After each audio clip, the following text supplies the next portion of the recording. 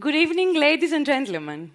Welcome to the Alpha Bank Innovation Day 2025, an event dedicated to the transformative world of artificial intelligence. We are here today because AI is fundamentally reshaping how we live, how we work, and how we do business.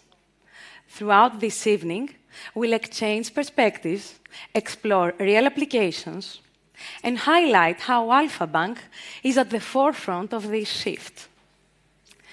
We are driving meaningful change and are strengthening our role as a leading force in a rapidly evolving economy. A special highlight, of course, of today's event is the final stage of FinQuest, Alpha Bank's International Innovation Competition. Our finalists will pitch their AI-powered solutions across diverse sectors, from agritech to fintech and beyond, showcasing bold thinking and actionable innovation. Later, we'll celebrate and reward the winning ideas, those with the potential not just to improve the future, but to actually redefine it. Our purpose today is to strengthen the innovation ecosystem through idea exchange, inspiration across industries, and international perspectives. We are very excited to welcome here today representatives from all major Greek banks, leading Greek organizations, members of the Greek government, innovative startups, venture capital firms, and partners such as Microsoft, IBM, EPAM, EY, Accenture, and Endeavor Greece. Innovation Day has been designed to spark dialogue, foster connections, and highlight where the true value of AI lies. We are pleased to begin today's program with a welcome from Alpha Bank Group CEO Vassilios Psaltis. Please join us on stage.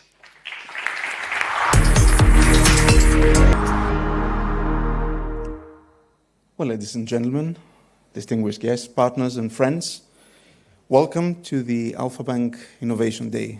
This is our inaugural forum that builds on the success of the FinQuest competition to shape a broader dialogue on how the financial and fintech ecosystem can bring forward new ideas for making sure that we all are going to be enjoying a better future. This is where bright minds on the one hand and bold ideas on the other hand do come together to shape tomorrow. This year's theme, which is using AI power for the future of finance and all that, we're going to be doing this together. This, in my mind, it perfectly captures the notion, the spirit of where we're currently living in. It's a time when artificial intelligence and fintech innovation are converging, not only to transform how banks operate, but also to redefine the relationship between people, technology, and trust. Just a few years ago, Greece was taking its first step as far as the innovation arena is concerned. And today, look where we are. We're marching ahead in full speed. According actually to Endeavor Greece, the Greek tech ecosystem is now valued at about 12 billion euro, which is quite something if you compare to where we were 2 or 3 years back. Greek founders have raised $1.3 billion, both in terms and equity, just in 2024, out of which 400 million were actually related to startups that were established and were run here in our country. This milestone marks a dynamic and resilient ecosystem. The innovation engine is running at a fast pace, and Alpha Bank is quite proud to provide the fuel to it. We are collaborating with Movio, one of Greece's most promising innovators. We have acquired Flexfin, which is a digital factoring that provides factoring for SMEs. Our venture capital arm has already invested something like 16 million directly and indirectly into the fintech space, but at the same time, we're looking forward towards tripling it to 45 million by 2027. At the same time, we do actively test fintech solutions. For example, we have run over 15 pilots with emerging fintechs just over the last 18 months. Each of these steps is part of a clear vision. We want to blend the agility of the startup world on the one hand with the trust, scale, and experience of a systemic bank. This is to create a more efficient model of banking that moves faster and, most importantly, that moves smarter. At Alpha Bank, we do pursue innovation in two complementary ways.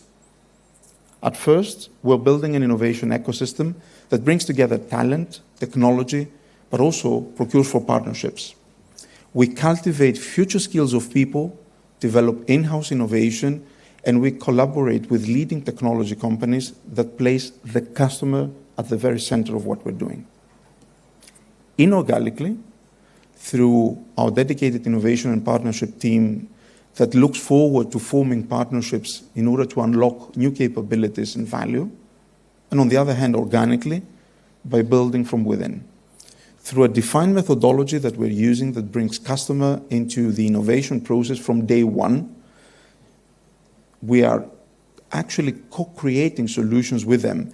And this is something that resolves real-life problems. The My Alpha Vibe app is a prime example to that. This was the first digital pocket money product that we have launched, and that was an outcome of exactly that process. The feedback that we got into practice, and we got out with a unique product. And now it is already evolving into the next, even more innovative version. This is how we view innovation, not as a one-off disruption, but as a living process of learning and experimentation. Today's forum is as much about fostering the ideas that can upscale innovation in our sector, as it is also about leveraging technology to create new experiences that empower our customer base.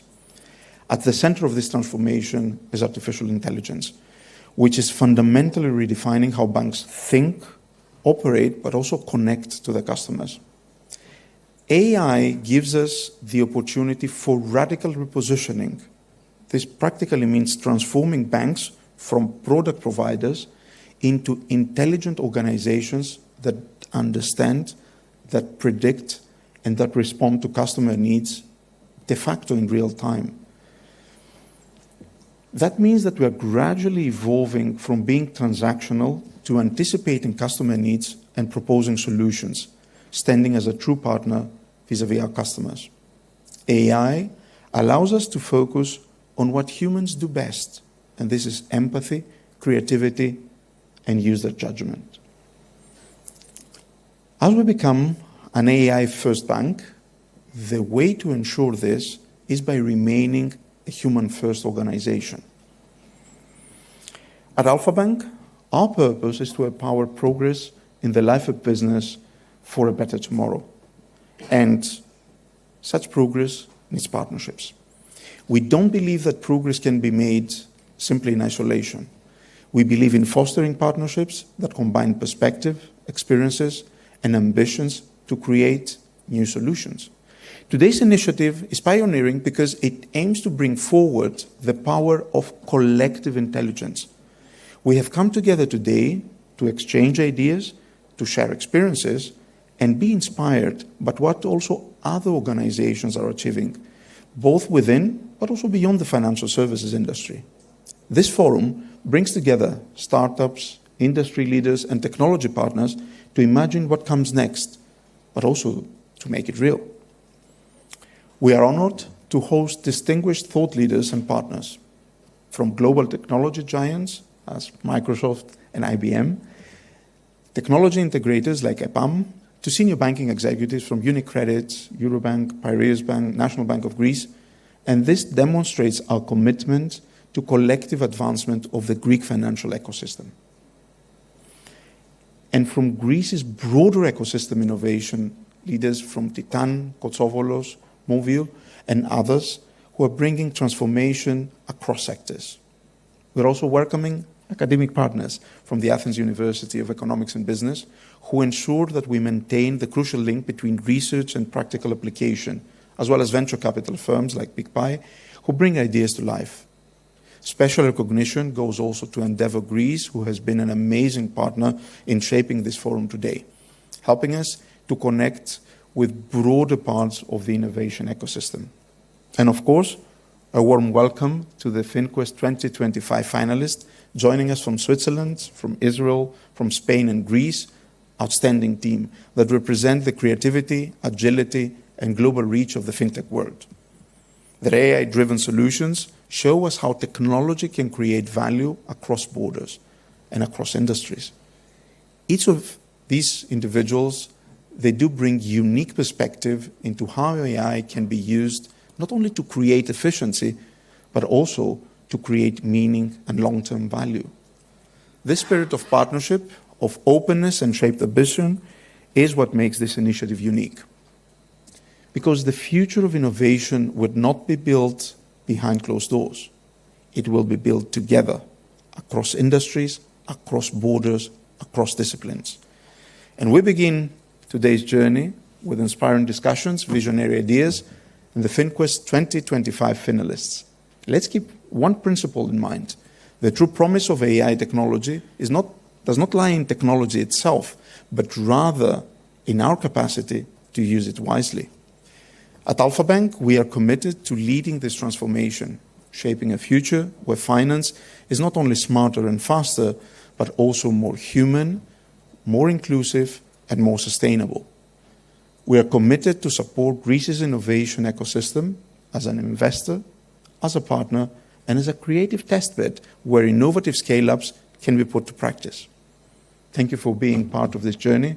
Welcome to the Alpha Bank Innovation Day and to the future we're building together. Thank you.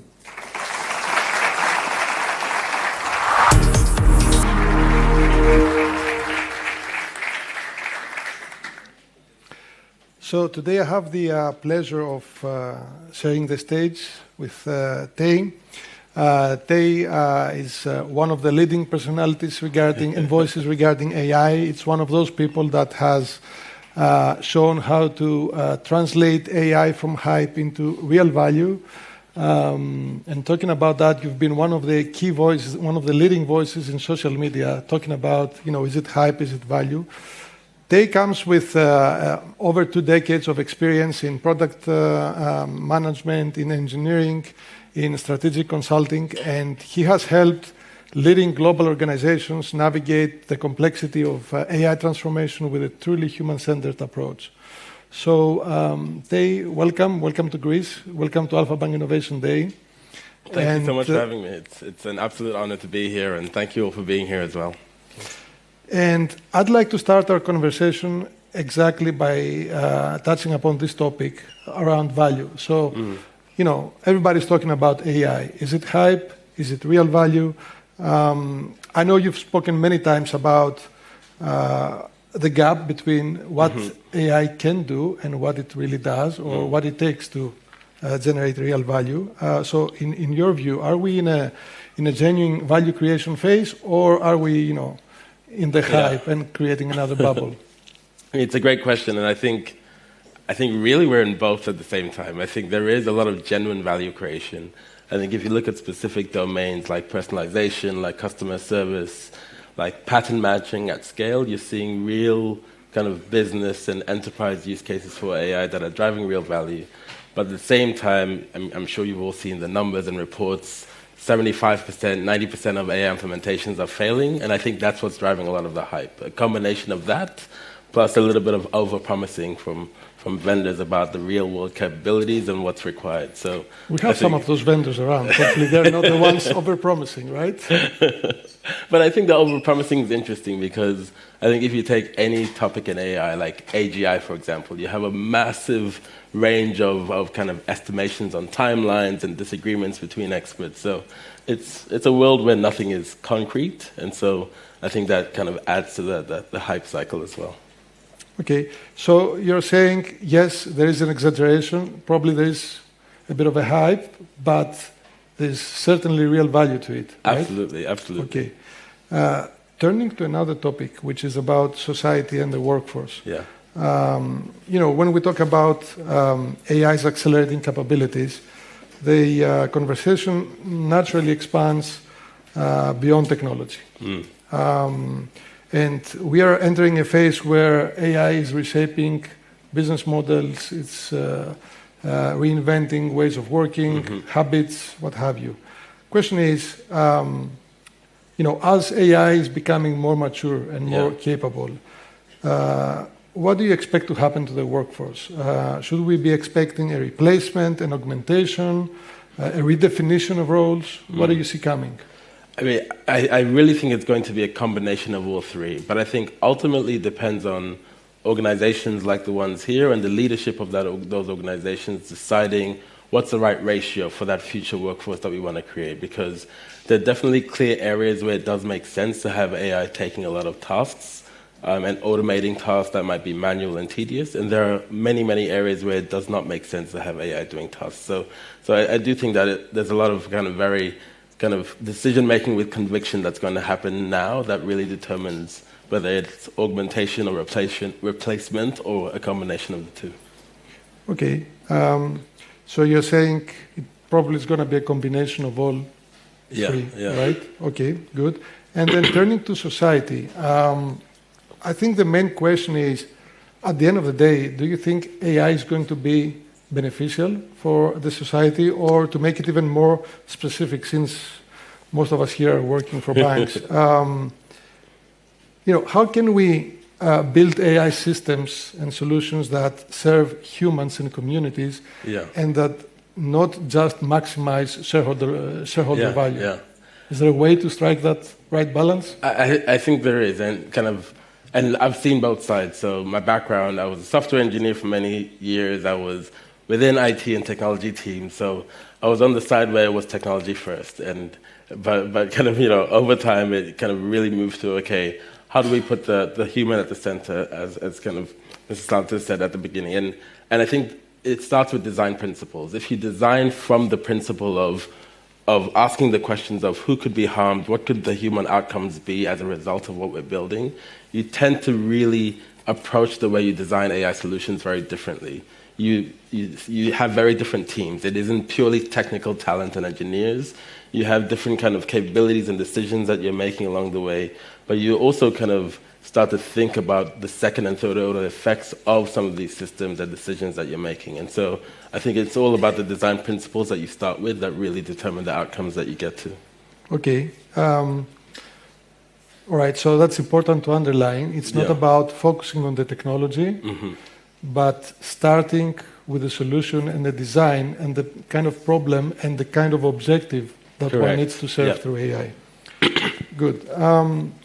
Turning now into another topic, which is about organizational transformation, organizational readiness, or AI readiness, as we call it. Typically, big organizations like banks, for example, I'd like to think of ourselves as being quite ready for it. But that's not necessarily the case for the larger part of the industry, which is SMEs, for example, or medium-sized companies. What is your view on this? Do you see the industry, the broader, let's say, corporate world being ready for AI? And if you were to advise medium-sized or small and medium-sized enterprises, what would be your advice as to the 2-3 things they should start looking at in order to get themselves prepared for AI? I think it's a good question, and I think the fact that we're in a room with a lot of people from banks, and banks have been at the forefront of this change for a long time. I remember the first bank I worked with on AI was 8 years ago, and it was a bank building machine learning and customer lifetime value models to predict customer behavior, but they also started building large data science teams and so on. So I do think a lot of enterprise can learn from what banks are doing. I think programs like this are a fantastic way to really publicize, okay, not only here's what we're doing, but here's what we're learning and how. And I do think that a lot of examples from how organizations that are in the lead do things can really serve as a template. So, I mean, if we take a practical example, in wealth management, an area that I've done a lot of work, you're seeing a transformation where when you put that vision in place for what can a future wealth manager look like, augmented by AI, it's AI doing a lot of the manual data entry and summarization work that a wealth manager might do now, but leaving the wealth manager more room to form deeper relationships with their customers, to really look at helping customers through life transitions and so on. So a lot of those kind of deeply embedded human elements that require complex problem-solving and relationship management. And I think you can carry that across to other industries that also require those types of relationships to go, how can we do this, but also what are the foundations? What do we need from a data perspective? What do we need from a organization and culture perspective? And so looking at you guys as a template for what they can start doing too. Okay, I think that's good advice. Can we get a little bit more specific? I mean, one thing is to tell them, to advise smaller companies to look at what bigger ones are doing. But in more practical terms, would you say that they need to invest in people? Is it technology that they need to invest in? Is it frameworks? And then looking at AI, would your advice be to go, to find problems for which to seek solutions? Is it to go maybe in certain domains and think about, rethink the whole domains? How would you go about setting this up? I think what we really see is that it's very rarely the technology that's the biggest investment or that's the first thing that you need to do. I think if you look at the kind of percentage of companies that are really doing well with AI, what they tend to do is start with kind of what we call diagnostic honesty, really understanding where we are on data, where we are on our vision and strategy, and using that as a foundation to then decide what do we need to do first. And very rarely is it we need to bring in technology first, because a lot of the foundations tend not to be there for a lot of organizations. I think that's kind of the first thing. I think the second thing is really not taking like a use case approach and going, okay, where are the AI use cases that we can actually bring in, but looking at a whole domain. So, for example, looking at the marketing function of an organization and going... Well, we have a lot of marketing people in the room. Fantastic. Good to meet you all. So looking at the marketing function and going, okay, what is our future vision for that marketing function? And we look at what are the actual opportunities, what can AI do well, what can our people do well, and then you put together a vision where you go, okay, it's not just about bringing in AI image generation and AI copy generation here, but going to a world where, okay, our function looks fundamentally different because there are a set of tasks that AI is handling, there's a set of tasks where we're collaborating, but there are also kind of a set of tasks where data is being kind of managed automatically and customers are being communicated to automatically on the one hand, and on the other hand, we are having more one-to-one relationships, for example. So it's really taking a slightly more visionary approach than individual use cases. Okay, and final question on this. What about culture and leadership? Do you think there are opportunities, catalysts, or obstacles when looking at the typical SME company or the typical medium-sized company wanting to enter into the AI space? I remember seeing a stat recently, and it showed that companies that have an innovation culture are 9 times more likely to see benefit from AI initiatives than companies that don't. And that involved things like giving your employees kind of flexibility and room to innovate, to actually experiment. It means kind of, having feedback loops where employees can actually say this is what's working and not working. It means kind of co-designing with employees and with people who actually know the problem space really well. And also kind of not being afraid to kill an initiative that isn't working, because then you can divert resources to something that is working. And I think that all requires leadership conviction, but it all requires change in terms of culture, because not every organization is set up this way. Some organizations are far more rigid, and it does require that change if you really do want to reap the benefits. Yes, and I'd say this is not only typical for small organizations, but in some cases also in large. So it takes a little bit of a leap of faith definitely, to move ahead before you can have full proof of the value. Well, great. Tay, it's been a pleasure talking to you. Thank you very much, and it was an honor having you with us. Thank you so much for having me. It's been a pleasure. Thank you.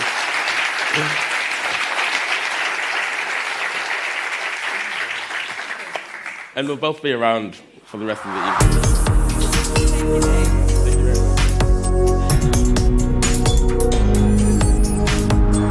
Exactly. Thank you, Tay, for those fascinating insights. And Michali, welcome on stage. I will now call our first panel of experts to have our first conversation regarding AI in banking.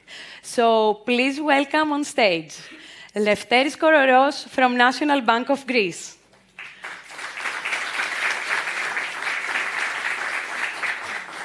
Haris Margaritis from Piraeus Bank. And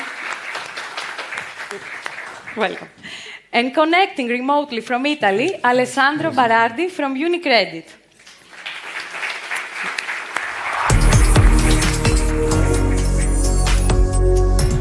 The discussion. AI couldn't help me with The discussion will be moderated by Yorgos Nounesis from EY. Welcome.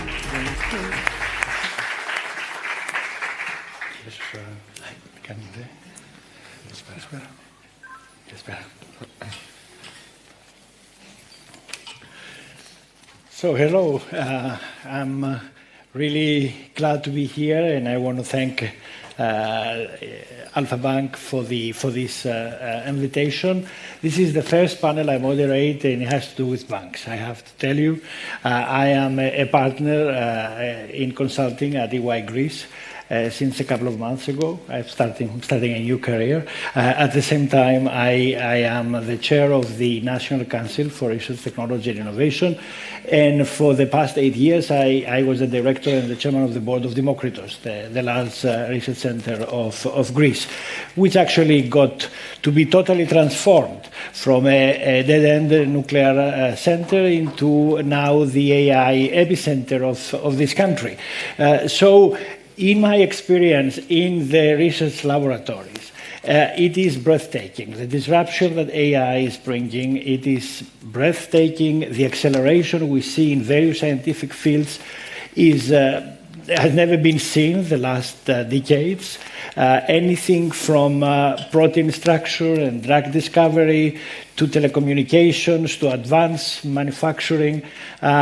You see Nobel Prizes are won based on AI methodologies now and machine learning methodologies. So this is all great, and I understand, and I'm very excited about this. And of course, in my everyday life, I use AI now, and I think I'm doing better and better, actually. I'm getting a little hooked, I'm sure you are. But then when it comes to banks, I think things are more of a particular substance. We all feel very, very conservative about banks adopting new stuff and adopting new things. And please just don't treat me as a moderator. Please treat me also as a bank customer. So be careful what you say. In that sense, it's really very interesting to describe how things are developing in the banking sector, whether there is progress or not. And because we are all tied up to these exponential changes in technology, we have to keep on changing ourselves. We have to keep transforming. And I know you guys have finished big digital transformation the last 10 years. And we were very happy and very confident about this. And now here comes a new round of AI. And of course, the very first question that goes to all three of you, I'll start with you, Mr. Tsavopoulos. What do you think the challenge, how big you think the challenge is? How ready are the banks today, and your bank, in adopting AI and actually in adopting AI in the various layers, from administration to customer experience to security, and what steps should be taken further? Where are we, and how fast do we move? Right. Thank you. Look, I'd say the short answer is we're fairly ready. Right. Because banks have been in AI for years, not generative AI or agentic AI, primarily traditional AI, but we've been there. There's a lot of discussion about, is it real? What we are listening about AI, is the real value? We heard Tate tell us about how 70 to 95% of AI projects fail, or they fail to bring real value. But that being said, that does not mean that there's not real value. when you look at analysts, they have split views. Half of them will tell you that the markets are exaggerating. The other half will tell you, no, there's real value because we see the big companies leading AI that are producing huge profits. If you ask me, I have no view on the financial markets, but what I can tell you from experience is that there is real value in AI, tangible value. We've seen that over the years. You talked about digital transformation. You're right. We have been running a lot of initiatives in digital transformation over the last few years. The majority of them have been concluded, and now we are entering a new wave, as you said, and they have been concluded with success. For example, in our case, we've managed to digitize the vast majority of simple products and daily interactions with clients. We're close to 100%. We have 98% of transactions happening outside branches these days. Clients have very few reasons to visit a branch these days. Maybe, the main reason to visit a branch is to get advice, which you need a human to get. And we've managed to reach, 30% sales of new products through digital channels. Now, you'll ask me, okay, but that's all about digital transformation. Where does AI fit into all this? An underlying enabler for all this success has been AI, because over the years, what we did is, we developed machine learning, NLP, and NLU models, which we then leveraged to convince our clients to come and use the digital channels. This does not happen by chance. It's not that when you digitize something, you have people running to use it. So you use techniques, you use models, you use targeted and personalized communication, you used advanced segmentation analysis to entice people to use your digital offerings. Then on the internal front, on the operational model front, we have been transforming the way we operate. So we started by centralizing activities, redesigning workflows and processes, simplifying those, automating, and now AI comes on top. And AI is giving us the opportunity to drive additional value creation. I'll give you some examples. Currently, we are getting ready to launch a number of AI agents. A good number of them are essentially chatbots. These are agents that have been trained to answer specific questions to our staff regarding policy documents, product manuals, digital banking services, HR matters. There's another cohort of agents that are being produced that will execute certain tasks. For example, we are creating an AI agent that will support relationship managers in preparing for the next client meeting. We are developing an agent that will be helping audit when they're concluding an audit review to validate and conclude their report. And another one that will be bringing together all the information and data for a credit underwriting in a standardized format. What all that means is that once you have a number of workflows standardized, you can then apply an agent that what it does is it takes the trivial daily administrative tasks from the human and it reduces the time spent on those tasks from minutes to seconds or from hours to minutes. Then you talked about customer experience and service. Another area of focus for us for years and especially these days. First thing we did is we leveraged NLP and NLU to process the feedback we collect from clients. So every year we collect through campaign mechanisms hundreds of thousands of open text feedback points from clients. If we were to process that with humans, we would need dozens, an army of people to process that. Instead, we have deployed an algorithm. The algorithm contextualizes the feedback, standardizes it, processes the feedback, and then turns that into actions, which we then take into our organization, and we execute on those actions to improve customer experience. Okay. Customer service. We were among the first banks globally that launched a Gen AI-based chatbot beginning of this year. In our corporate site as a pilot. What we did since then is we expanded the knowledge base of the bot, we embedded it into web and mobile applications, and what we're doing now is we're looking to connect that to the call center. Essentially what we're trying to do, where we want to get at, is to have a system of customer support and service whereby customers will have seamless service, 24/7 support by using AI, remote servicing, and human agents. So if I were to summarize, I'd say digital transformation has been supported by AI, and now is the time to scale it up and drive additional value by transforming the organization using AI at the core of the transformation initiatives. Wow, I'm impressed. Seriously, I know a customer to experience. Oops. This kind of transformation you're talking about, but indeed this is big progress. It is certainly the digitization, data. Mr. Kokoros, you want to say as well Yes. about the National Bank of Greece. Thank you very much for the opportunity to be here and see friends and ex-colleagues and current colleagues. So thank you very much. Yes. So. Continuing from where Michalis left it, I'll say that data is very important. Okay, this is the foundation of all of it. So what we did is we centralized data. We built on the enterprise data warehouse. We tried to collect all sorts of useful, important information for the bank in one place. And this is not only about the strictly bank-related data. We're talking about also about processes, circulars, all sorts of things that support also the bank to operate. So this is where we put the data.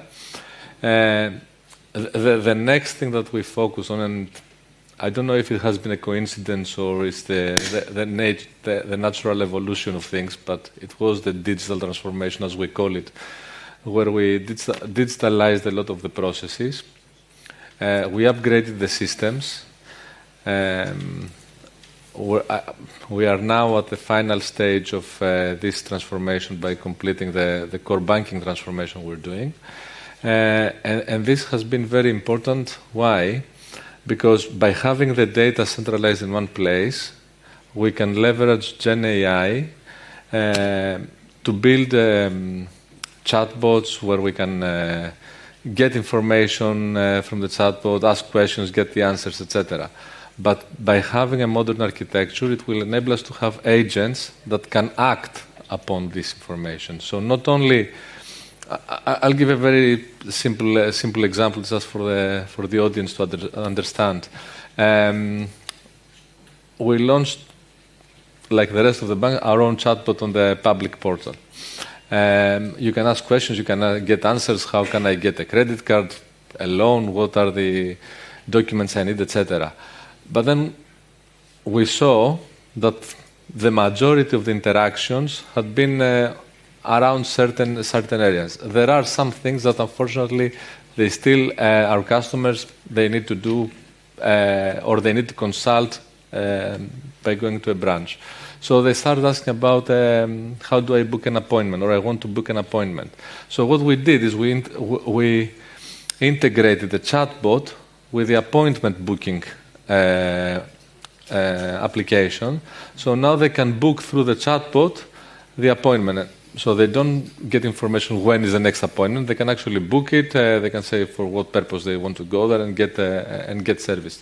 So in order to do this, you need to have the technology that will enable the integrations with all the. How long has this process has been taking you? Okay, when we talk about Gen AI, again, yes, because it's part of the Gen AI, this is something that we've been working on seriously for about a year and a half, not just for the chatbot.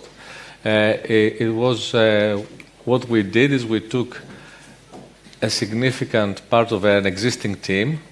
We built an AI and innovation team, and from there we created an AI governance framework. So there are principles that we have to obey too. I see.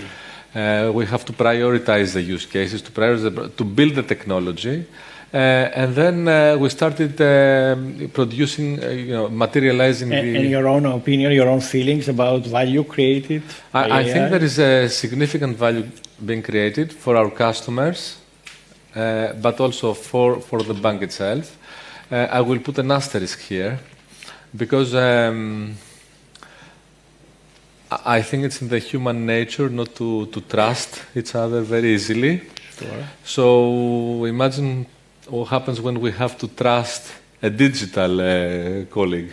So real value is to be proved, but we're all optimistic. I think that we will see the value, but it is a matter of trust on the tools that we have or the tools that we are building, the digital agents, and we will see. I mean, in technology, we see it immediately. Of course. We build software using Gen AI, and is it the most sophisticated or the best software engineer that you will find? No. But how many of those can you have? You cannot have. So if you compare this to a medium software engineer and then you have the expert to supervise it, then that's where you get the real value.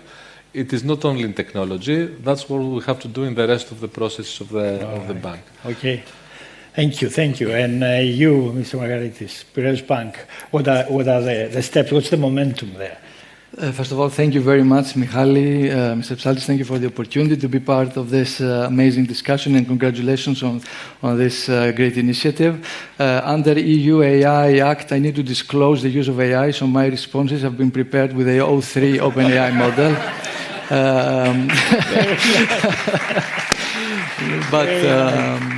I think for us, big systemic organizations in the banking sector, this new wave of technology has been an amazing opportunity to improve the pace of innovation and the pace of change.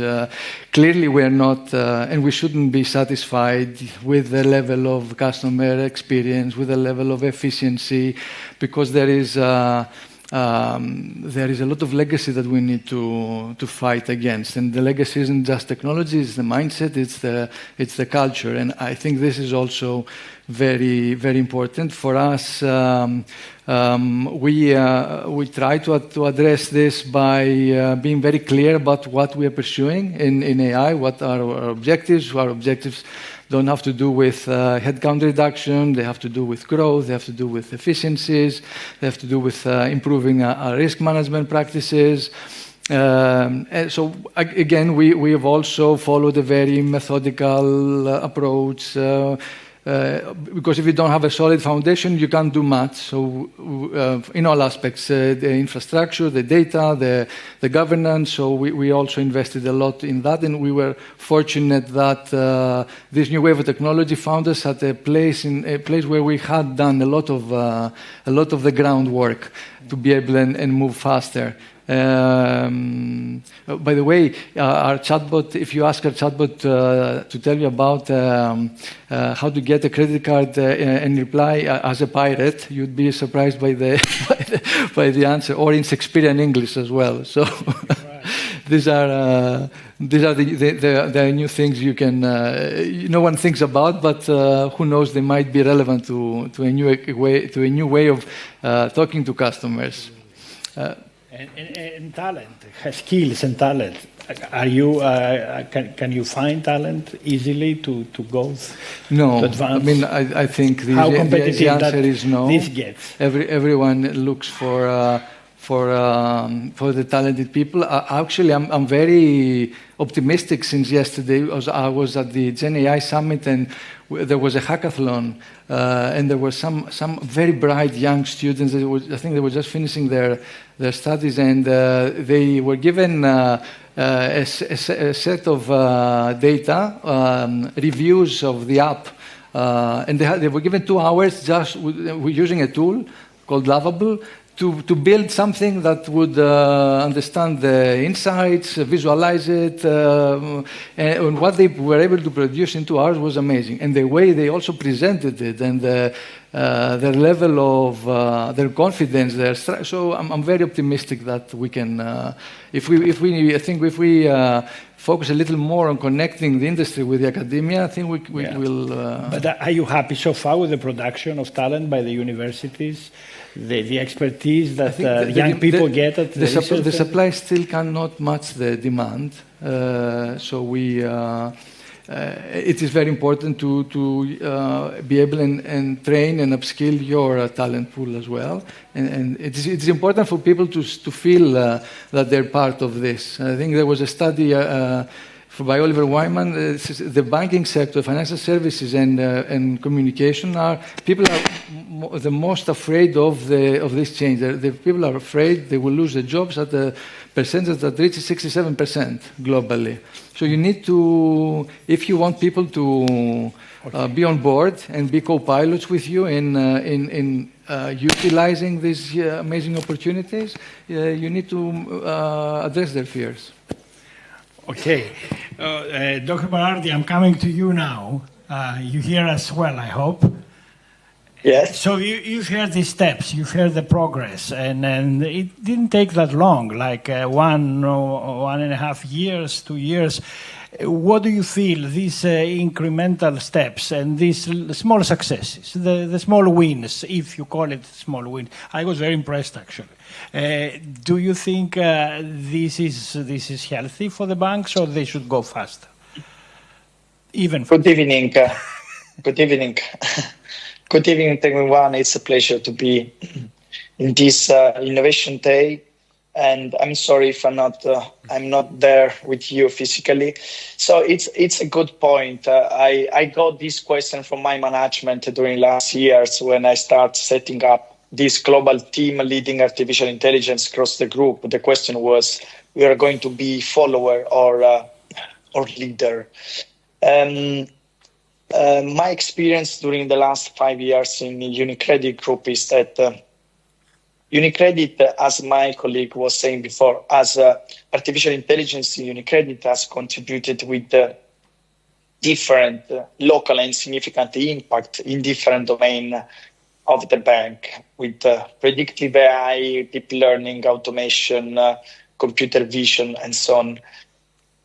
The moment AI, with generative AI and with large language model revolution start and give me the chance here to go even farther in the future. Now, the moment AI can start to create agents that can assist humans, augment humans with some superpowers, it is not fair planning how agentic AI may change our workflow as a population, how we will change the backend, the front-end office, but also the relationship with the final customer.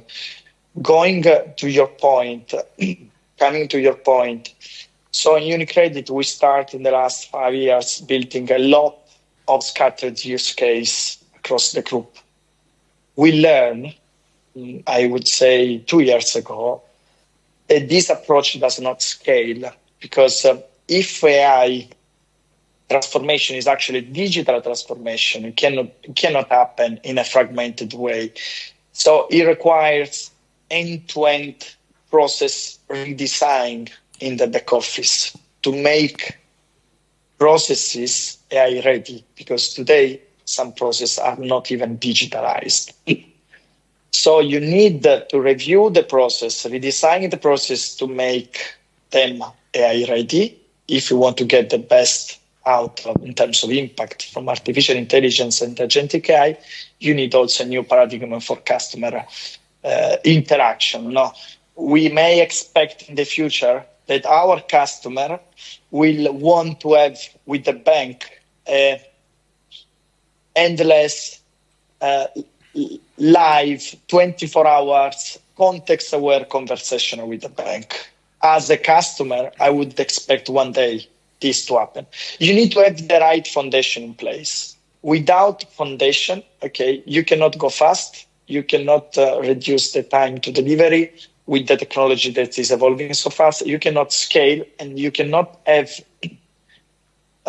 governance by design, that in an organization like UniCredit with more than 10 countries and with the regulation that is coming with the AI Act, it's impossible to manage the scale up in a way that is sustainable. So in UniCredit, we have built an internal group-wide artificial intelligence platform, share standard to scale across country, avoiding the duplication and ensuring compliance. Yes, small wins can drive transformation, but only if they are connected to a bigger vision, and they are backed by strong foundation. Otherwise, the risk is that you risk a pilot trap, and there is a long transition with, scattered impact everywhere. But I have some doubts that this business case will turn out to be positive, over the time. Thank you so much. Back to you, Mr. Tsarbopoulos. Michalis, please. Michalis. You've known me for some years now. Yes, it's okay, but it's a formal setting. No? All right, so Michalis, I know you must be one of the people in Alpha Bank feeling most of the pressure to move fast from also...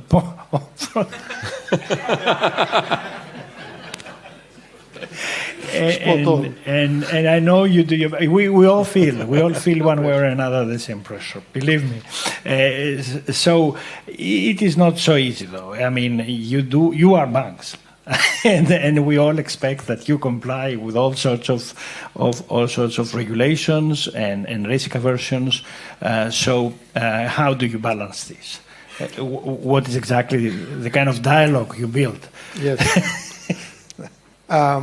Let me start with the positives. All right.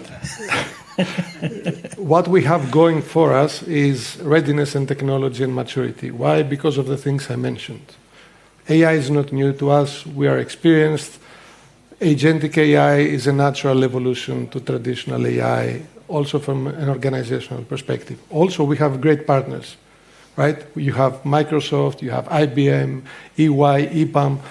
You have huge technology providers that have been investing, a lot of time and millions, if not billions of dollars or euros in not only developing the technology, but tailoring tools specifically for the financial services industry. Why is that so? Because apparently the potential value creation is enormous. So we have a lot of tailwinds, if you like. On the other hand, as you very nice. The tailwinds are nice. Correct. On the other hand, can we do that full speed without control? We cannot. We heard Alessandro talk about foundation. Lefteris talked about data. Let me talk about what I call foundation. In order to be able to scale AI and to do it in a productive and prudent manner, you need a foundation that consists of 4 parts. First of all, people, right? Right now, technology is progressing a lot faster than our people can catch up. So we need to make sure that we continuously educate and train and upgrade our people so that they do keep up with the progress in technology, number 1. Number 2, cost controlling and real value realization. We talk about value, all right. Value generation in any organization, especially in banks, is not about the technology itself. It's about corporate discipline and about tight governance. So unless you do the right things in the right way, we heard they talked to us about a domain-based approach. Alessandro also said the same thing, not go piecemeal, case by case, but go all in a certain domain and redesign the whole way of operating that domain. This is about design, about governance. This is about choosing what to do and how to do it. So you need to measure what you build. You need to measure what it costs. You need to measure adoption and usage. And most of all, you need to measure real value generation. So this is the second condition. The third is data. You need to ensure that you have all sorts of data, structured and unstructured, that you have it validated, curated, and readily available in a secure manner by all AI tools. And that brings me to the 4th point of the foundation, which is security and AI responsibility. So it goes without saying that unless your systems are fully secure and unless your data are fully encrypted and protected, there's only so much you can do. So we are spending a lot of time and a lot of investment in elevating our defense systems against emerging cyber threats on one hand, and on the other hand, we're putting in place the quality checks and controls that we need to have to ensure that AI is used responsibly, that models are unbiased, and in general that we use the output of the models and the agents for creating value not only for the organization but also for our clients. Now you're tempting me to ask a question Yes. that is not planned. So how about your quantum readiness, post-quantum cryptography readiness? How many hours do you have? No, just give me 2 words. No one is ready for quantum. No, of course. But No one really understands Are you preparing? If you are a physicist, you do a little bit. Not really, not yet. It was one of the major topics at the Singapore FinTech Festival. Exactly. Last week. Yes, exactly. Quantum and exactly. agentic were the top. So maybe next year we will be talking about this. Maybe, or the year after. We'll see. But to conclude, you were 100% correct. These are opposite forces. On one hand, there is technology that can, and corporate pressure that pushes you to move forward fast. On the other hand, you need to have control in place to make sure that you do it in a productive manner, in a protected manner, in a prudent manner. Okay? And the question from Mr. Kokoros now, maybe I go lefteris. Yes.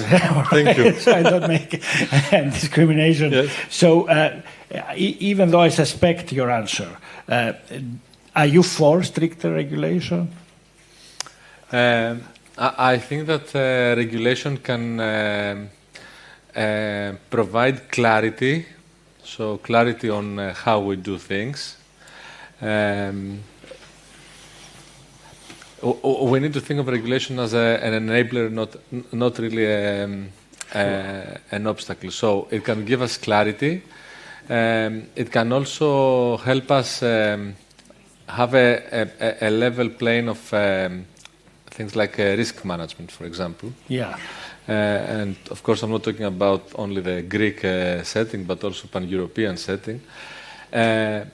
But somehow we need to find the right balance, not to block experimentation. Okay. And the truth is that there's competition. This is why I'm asking. There's competition. Yes. It's the US. It's Asia.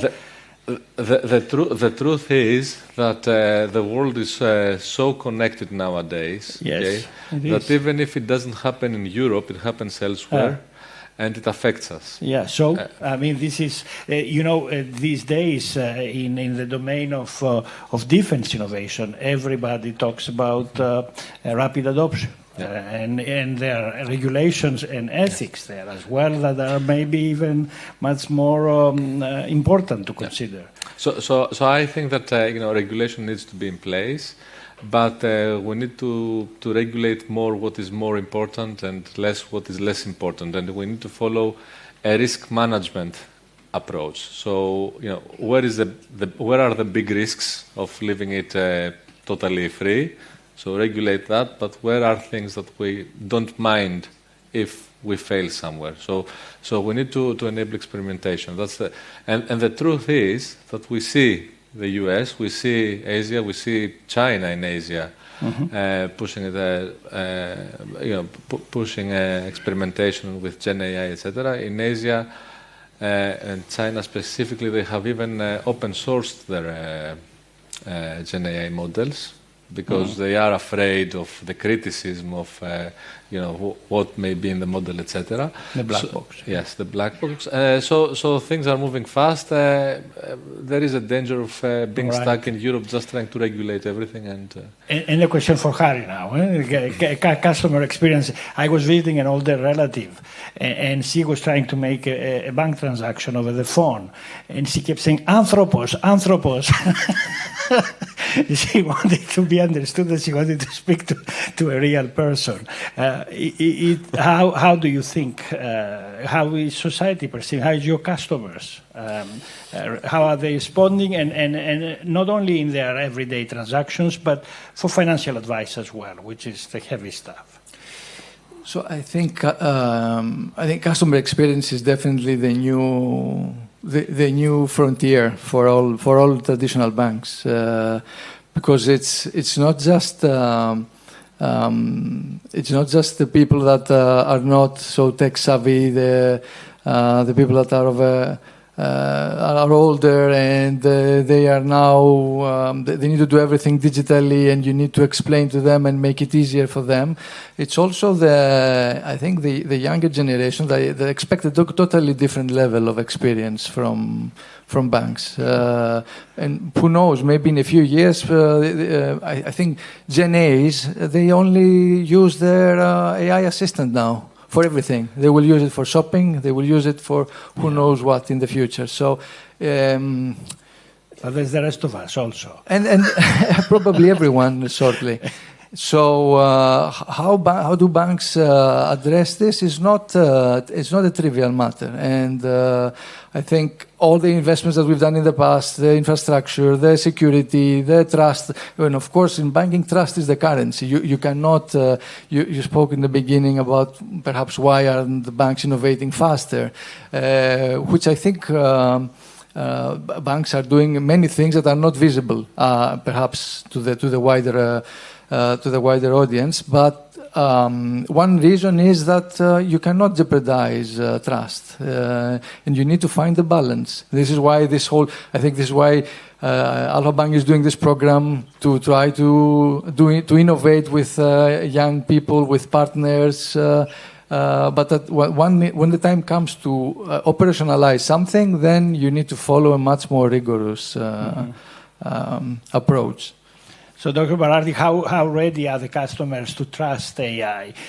Today, I mean, you think a bank can use as a marketing tool the fact that they are utilizing AI models and they are advancing their AI technology. Is this going to be an attractive marketing approach? Well, if there is clarity with our customer, so trust is not assumed. Commercial bank has UniCredit with other banks in a complex landscape with all the emerging fintechs. Trust is all for us. So we need to be transparent with our customer how we are using their data and how we are using the data to provide them insight for offering them a customized or personalized service. We need to be transparent with the client. We need to start being transparent also with our employee and our front line of our customer. And artificial intelligence, we think now will not replace human, but I think that the humans will be replaced by those humans that learn how to interact with agent. So at UniCredit, to start being also transparent with the population, the front office, we're using an AI copilot for bankers and start providing personalized digital experience for customer. As my colleagues was saying before, so predictive AI in the past, 5 years ago or more, 6 years ago, already power next best offer churn model, helping our colleagues in the branch, helping bankers anticipate the needs. So Agentic AI will take this further because will enable hyper-personalized product, maybe one day real-time pricing, but transparency and explainability are not negotiable. Not only for our customer, but also for our front office. It happens to my team in the past to have more difficulties in having machine learning model outcome adopted by the front office than building the machine learning model itself. Because whenever you're providing a tool to our customer, to our front office in the branches, you need to explain then the outcome of that model. With Agentic AI that will be using this model as a tool, this matter of transparency and explainability will be even more important. The governance framework that we put in place also in line with the AI Act principle ensure that every AI recommendation, not directly to the customer, but to the front office before going to the customer is traceable, fair, and compliant. So will customer trust AI? Yes, when it delivers value and clarity.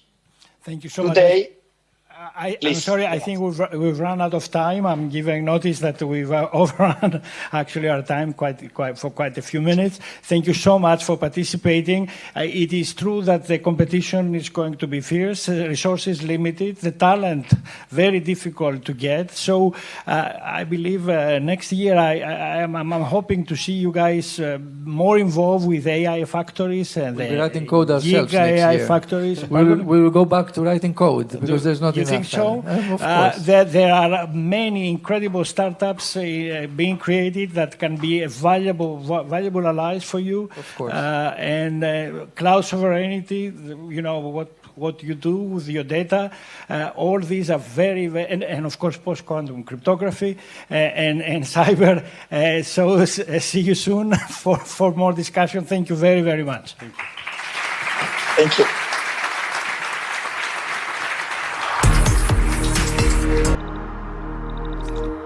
Thank you all for this panel. Now, a small change in the program. We will now invite the Minister of State, Akis Keritsos, on stage to discuss on AI and how it reflects on society. Please.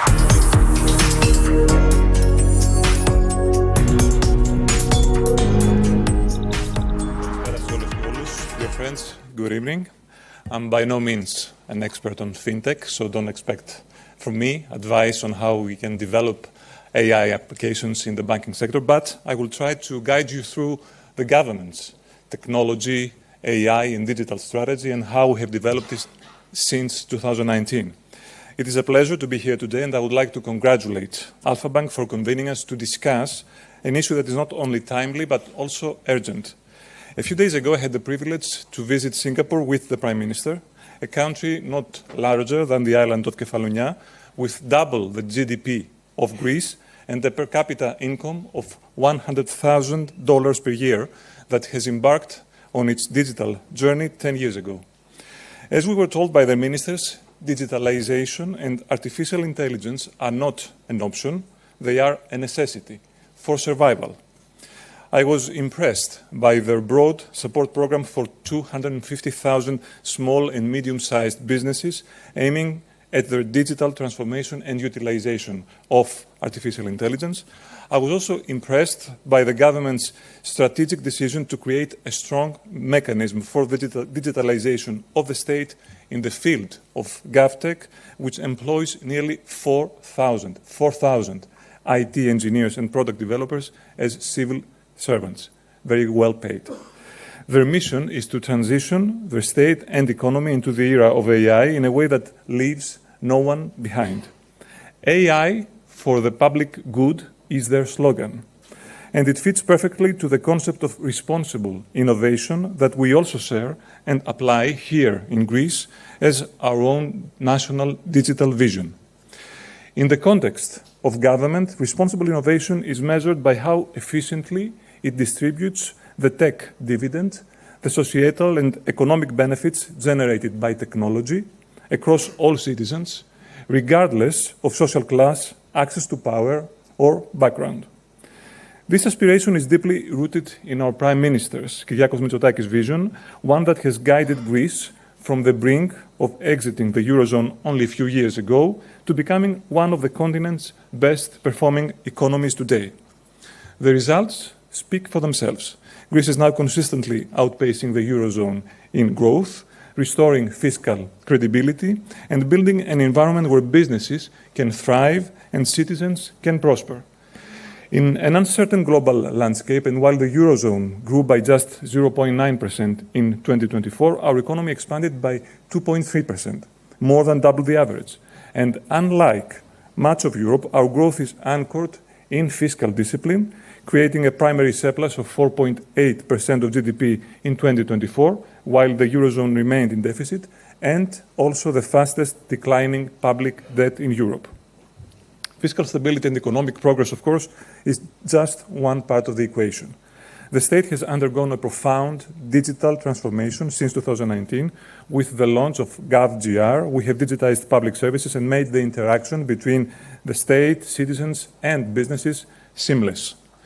Building on this digital revolution, we are now implementing our AI strategy, a blueprint designed to help us leapfrog in sectors such as education, healthcare, innovation. It is no coincidence that Greece has been selected as one of the first countries to host an EU AI factory. Over the last 6.5 years, Greece has moved through 3 interconnected phases of digital transformation. First, digitization, building digital rails, universal connectivity, and a unified government portal. Second, productization, turning services into user-centric digital products and mobile applications, redesigning state services around citizens and not bureaucracy.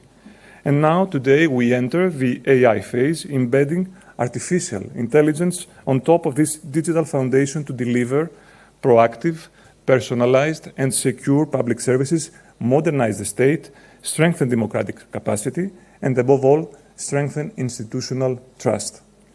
These layers reinforce each other. Strong digital infrastructure enables applications, and applications become exponentially more powerful when they are AI-enhanced. We have executed one of Europe's fastest digital transformations by consolidating the state into one digital front door, gov.gr, scaling from near zero in 2019 to more than 2,500 services and 8 million users today. Citizens can now access their certificates, prescriptions, tax services, notarial functions, and licenses digitally. This front-end shift was supported by nationwide infrastructure upgrades, 99% of 5G coverage as we speak, 46% of fiber to the premises by 2024, enabled by 3.3 billion euros under our RRF Greece 2.0 digital investments plan, including major support for public sector services and SME digitization. Greece's ICT market has grown to 8.7 billion euros and is on track to reach 15 billion euros by 2030. The country is becoming a regional data infrastructure hub by attracting major cloud and data center investments by Microsoft, Amazon, Google, Data4, and others, which are establishing, as we speak, 18 and more facilities across Attica, Thessaloniki, Crete, leveraging Greece's strategic geolocation and upgrading digital infrastructure. Greece is building also our own sovereign AI capabilities through Daedalus, an 89 petaflop national supercomputer, and Pharos, one of Europe's first national AI factories, 30 million cost, co-founded with Euro HPC. These assets support research, support startups, public sector AI pilots, and critical sector uses such as healthcare, education, and civil protection, ensuring Greece is not only a consumer of global AI technology, but also a producer of sovereign solutions. Greece is also transitioning from building portals to delivering scalable digital products and AI-powered citizen services. In our digital government ecosystem, there's a prominent place for our publicly produced digital identity and citizen services. The GovGR wallet delivers secure mobile identity and verifiable credentials, ID, driver's licenses, vehicle registries, health insurance, academic and disability IDs used by more than 4 million citizens. And this is the basis for a mobile-first state integrated with daily life and economic transactions and secure by design. Other AI applications in public services like Wildfire AI, a real-time AI fire detection system via cameras and drones, identifying more than 100 wildfire events last year, or AI legal checks for our land registry mechanism, which automates and cuts review time from 2 hours to just 10 minutes, reducing costs from 15 euros to 0.14 euros. Finally, our newest baby, a government-owned AI incubator for in-house AI delivery, like the Singaporeans are doing, which is recruiting private sector technical talent to develop sovereign tools for the state. Its mission is to internalize AI production by building high-impact AI applications for national needs, citizen interaction, and policy delivery at a fraction of the cost, at a fraction of the time. But is it all rosy? No, it isn't. The state is only one piece of this puzzle. The rise of artificial intelligence has revealed something unprecedented up to now: the concentration of extraordinary power in the handful of technology companies, power and capitalization that in many cases exceeds the strategic capabilities of nation states themselves. These firms operate as digital nations in their own rights. They command vast compute resources, they shape global information flows, they influence daily lives, even the mental health of billions of citizens. Their reach is immeasurable, and their decisions, technical, commercial, ethical, can have geopolitical consequences and can affect the fabric of our democracy. That is why we need strong, modern, independent state institutions, institutions that are capable of understanding the technology, that regulate it fairly and keep the balance of power in check. There's a fine balance, indeed, to be kept between over-regulation that suffocates innovation and complete deregulation that over-dominates the public sphere by the interests of the very few and the very mighty. And we stand in the middle. We need the private sector, we need academia, we need civil society, and we also need a smart state. Still, we are not blind to the challenges ahead. Greece and Europe have a long way to go. We do face fundamental questions, and some of these are the following. Will we remain as Europeans consumers of technology or producers of technology? Will we limit ourselves to being regulators, or will we also be innovators? Will Europe lag behind, or will we lead? While the answers to many of these questions may seem obvious to those in this room, the reality is that institutional and regulatory roadblocks persist. The EU single market is far from complete.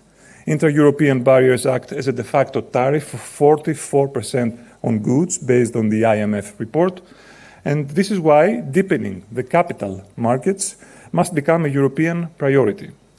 For our companies to compete globally, they need access to deeper pools of interest, of capital, of more efficient cross-border investment, and the regulatory environment that supports rather than constrains risk-taking. The idea of a 28th regime, a harmonized framework that coexists with national rules, should be embraced as a practical step forward. It would also allow innovative firms to operate seamlessly across the EU without being burdened by 27 different sets of rules, accelerating growth, integration, and innovation. And here, I believe we do have a compass. Mario Draghi's report offers Europe nothing less than a roadmap for competitiveness in the age of technological disruption. His call for a more unified single market, greater investment in frontier technologies, and the creation of a European-scale set of champions must not remain words on paper. It must become our shared agenda. Greece is ready to contribute to this vision, leveraging our own reforms, our own AI strategy, our own digital transformation, our own growing tech ecosystem to ensure that Europe does not merely adapt to the future, but actively shapes it. Ladies and gentlemen, artificial intelligence is no longer a distant promise. It is here. It is already reshaping all sectors of life, state, and the economy, the financial sector, your sector, at remarkable speed as well. Across Europe and here in Greece, banks are integrating AI into risk management, lending, investment decisions, customer service, fraud detection, and back-office operations. These technologies enable financial institutions to process vast volumes of data, take faster and more accurate decisions, and automate high-cost procedures that once required extensive manpower. The benefits are, of course, substantial. AI reduces operational costs and increases productivity by streamlining onboarding, KYC services, and compliance checks. But these opportunities also come with new risks. Complex and opaque models challenge transparency and challenge explainability. Poorly designed algorithms may embed bias or lead to inadequate predictions. And over-reliance on automated decision-making can erode human judgment and can erode the trust in institutions. This is precisely why the European Union adopted the AI Act, the world's first comprehensive regulatory framework. It promotes innovation while safeguarding citizens' rights. For banks, it establishes clear obligations, transparency, risk assessment, accuracy, robustness, and continuous monitoring of AI models. Dear friends, I truly believe in the emancipating power of technology and artificial intelligence. But digital technology will remain aligned with the public interest only if its development is anchored in integrity, in transparency, in accountability, and a sense of higher purpose for the collective good. These are not abstract ideals. These are the guardrails which ensure that innovation expands opportunity rather than inequality, that innovation strengthens democracy rather than undermines democracy, and that innovation serves humanity rather than shaping it in ways we did not choose. Thank you for your attention.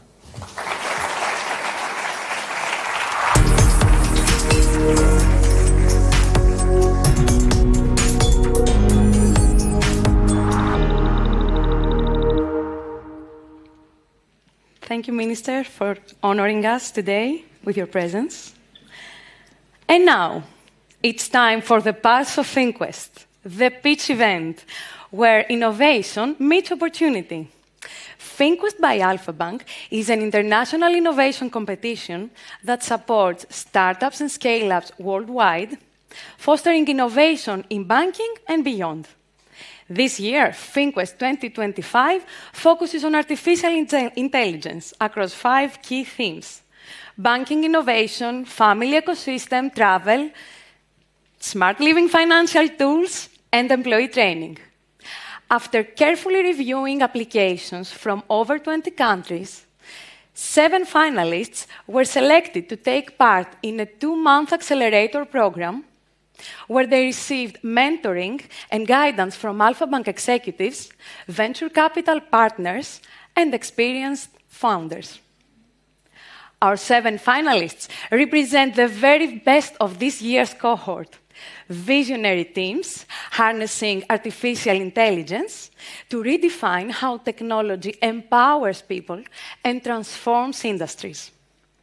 The top 3 teams will receive awards from our partners, while the grand winner will have the opportunity to pilot their solution in Alpha Bank.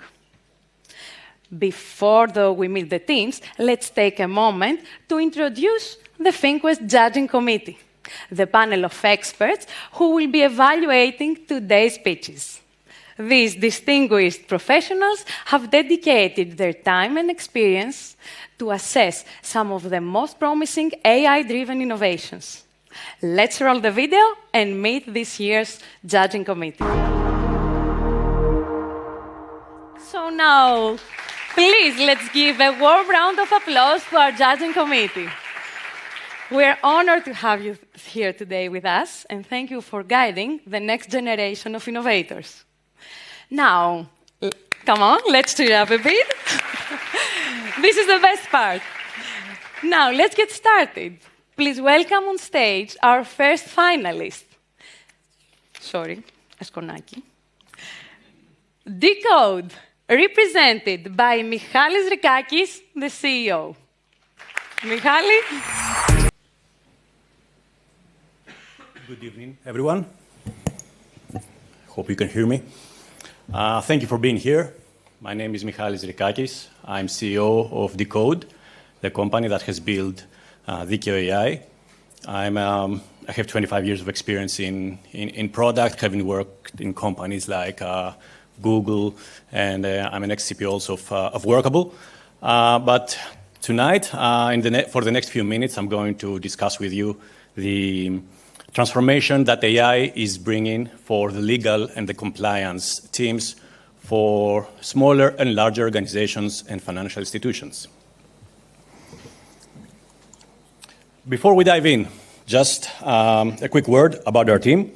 We combine deep legal experience, advanced AI engineering, and product leadership for over 100 years of collective experience across world-class companies such as McKinsey, Google, Ernst & Young, Amazon, MasterCard, Intrum, to name a few. So this blend is what is allowing us to build both reliable and innovative products at scale. Across Europe, regulatory and policy complexity is accelerating. Legal, risk, and operation teams face a consistent inflow of new EU rules, and at the same time, they need to accommodate internal mandates, board director decisions, policies, etc. Most of this work is still, unfortunately, being done manually, which means that research, drafting, and reviewing needs to happen by the teams by themselves manually. There is no unified source of truth. There's very little automation and no reuse of past work. The result is predictable, as most of you have certainly experienced. Overloaded teams, long cycles, bottlenecks in procurement and credit, delays in strategic initiatives like M&As or portfolio transfers. With these problems in mind, we designed Dikio AI. Dikio AI is the first AI legal assistant trained in Greek and EU legislation. Dikio offers instant answers, drafting, and compliance checks. It keeps legislation updated daily. It allows organizations to bring their own data, offers smart prompt libraries, and supports necessary workflows for the work of lawyers and professionals, things like translation of legal documents, anonymization of legal documents, or validation of the compliance. Most importantly, it ensures enterprise-grade security with EU hosting, encryption, and zero use of customer data for training. For legal and compliance teams, Dikio accelerates legal research, automates drafting, and standardizes reviews. This leads to up to 50% faster research and document creation, reduced external counsel hours, and stronger compliance with fewer errors or penalties. When we're looking at other teams, operational teams, like procurement, credit, risk, treasury, those teams handle heavy regulation workflows. Dikio enables them to bring internal data into AI workflows, to collaborate in private workspaces and use automated redlining and approval checks. This results in shorter contract cycles, fewer policy breaches, and faster, more consistent decisions across the organization. In large organizations, such as financial institutions, for example, significant friction often appears in strategic projects, things like M&As, carve-outs, portfolio sales, and spin-offs. For those type of projects, Dikio can support cross-document research, it can summarize obligations and risks, it can enable structured collaboration. The outcome? Faster deal readiness, fewer legal omissions, and optimized terms. There are three key differentiators that make Dikio AI unique. We have built the only self-updating legislative infrastructure for Greece. This means that the infrastructure we have built is also automatically codifying legislation, which is one of the big challenges when it comes to Greek regulation, but it's also doing the same for EU. So it's updating daily all Greek and EU legislation and core decisions. This ensures that the answers that the legal assistant provides are hallucination-free. Secondly, it provides rich workflow features, things that the modern lawyers and professionals need, things like translation of legal documents, anonymization, red lines, policy checks, etc. Last but not least, it's built with the high security standards in mind by supporting encryption everywhere, only EU hosting, capability to anonymize documents, sensitive documents, before publishing them, and capability to deploy customer on-prem. This is why organizations trust Dikio for mission-critical legal work. We have only been around since March 2025, so less than 10 months now, and things have scaled rapidly thanks to our lean but exceptional team. We have more than 12,000 right now lawyers and professionals using Dikio AI, hundreds of companies of all sizes. It has answered 250,000 legal questions, and it's answering at a rate of 3,000 legal questions per day, which is close to what the GovAI legal assistant also is answering. We have also drafted tens of thousands of legal documents. But this is not the end of our story, probably just the beginning. In 2026, we plan to provide more tailored compliance features for SMEs, corporates, and the public sector. We will launch AI-powered compliance as a service modules, starting with the AI Act and GDPR, which is being redefined now with the new reality of AI data. And in order to allow companies to offload them from the compliance hustle and let them focus on growing and innovating. In 2026, we plan to bring this service to Southern Europe countries. In 2027, we want to add more compliance modules such as DORA or the European Accessibility Act and expand across Central and Eastern Europe. And by 2028, we aim to have the full EU coverage for most of the compliance needs for all sizes of companies. Our mission is to give every organization a reliable, secure, and deeply knowledgeable AI assistant to remove legal friction, to accelerate operations and improve compliance at scale. Thank you for your time. You can try Dikio AI, and happy to take any questions.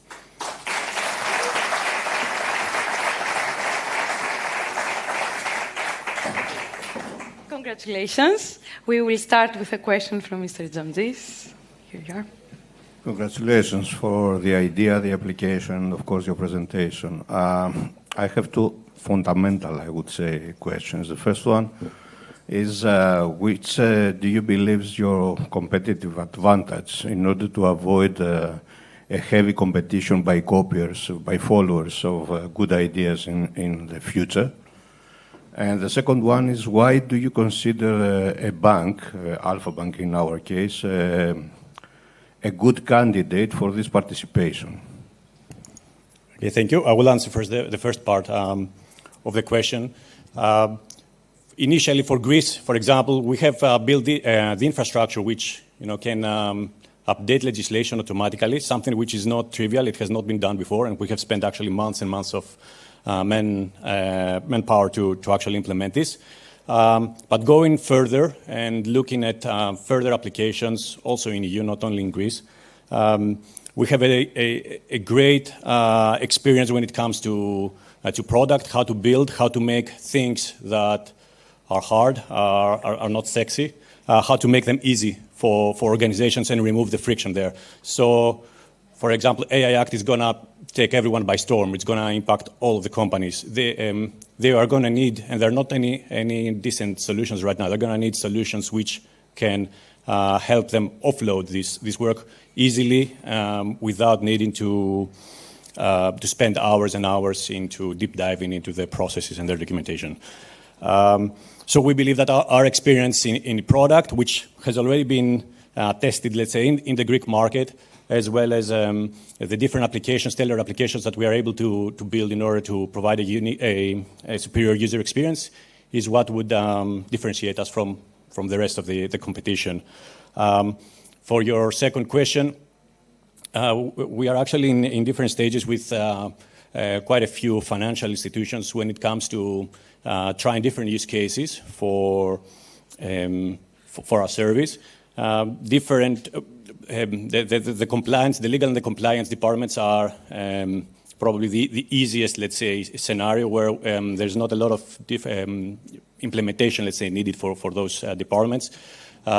They're able to check policy compliance of regulatory compliance for big volumes of data. They're able to ingest all of the different contracts, for example, that they may have, or customer data, and be able, from out of those, to pull reports and generate, I don't know, credit risks or things like that.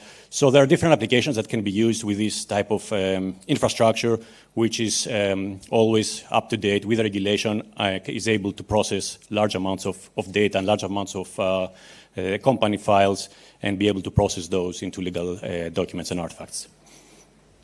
Okay, thank you. One more question. I will go to Mr. Doukidis because he raised his hand first. Let me clarify, dear judges, we can have up to 2 questions, okay, from the team. Okay, thank you. Congratulations. Based on the use of your system till now, can you report any productivity improvements or resource savings? This is tough. It's a tough question because you need people to actually be able to measure those and report back, and they need to already have this data available. So I could throw around numbers, but reality is that this is still early days, especially for larger organizations. They have larger sales cycles. We started 6 months ago, so it's only the beginning still. So I don't. We have anecdotal feedback that things have been much easier for them, but yeah, you have to take my word or their word for that. We don't have any data as of today for that. Okay, a big round of applause for Decode. Thank you, Michalis. Okay. So now.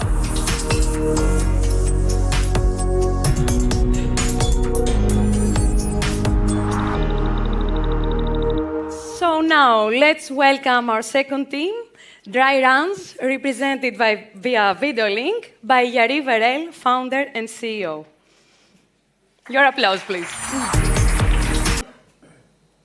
I have 5 minutes, and I will try to make the best out of it. So I will share my screen, and we can do it. Okay, so what do we do at Dry Runs? It's actually very simple. We make people better. We believe AI is not going to replace us all, and for sure not in the upcoming years, but we believe that the opportunity, or the real hidden gem opportunity in AI, lies in making people better. Let's start with the team. I founded Dry Runs just a bit of like 18 months ago when Gen AI started to pick up. Before that, I created a different startup by the name of Justed. I was co-founder and CEO, and we sold it. Some of the people from Justed continue with me. Some are new. We are a small, nimble team from all over the world. US people handling go-to-market and sales, people from Europe, Sweden.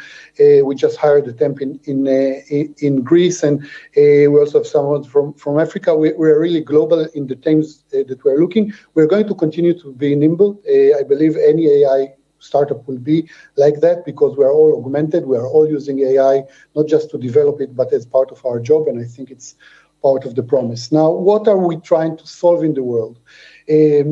You have salespeople, right? Alpha Bank would have salespeople. You would have support people doing their job. Normally, big organization will have quite a lot of people there. How do you make them better? Well, to cut to the chase, I have 5 minutes. If you can bring a live coach to speak with them one-on-one, that would be great. They will understand what they're doing wrong, where did they struggle, and they can give them hands-on treatment for a long period of time. That's amazing. However, it's extremely it's very expensive, right? To put a coach for every person, just to schedule all of that, it's enormous cost. And so many organizations worldwide, and we're seeing it on a daily basis, have amazing plans of how to make their sales teams better, how to save cost on support, but it gets stuck rolling into the market. Another good example is think about communication skills. Can you say to your manager, be empathetic, and they will be empathetic? Can you say to your salespeople, just ask questions, make sure you ask more than you listen? You can say it, but it will not happen. Why? Not because they are bad employees, just because it takes time, and time is money.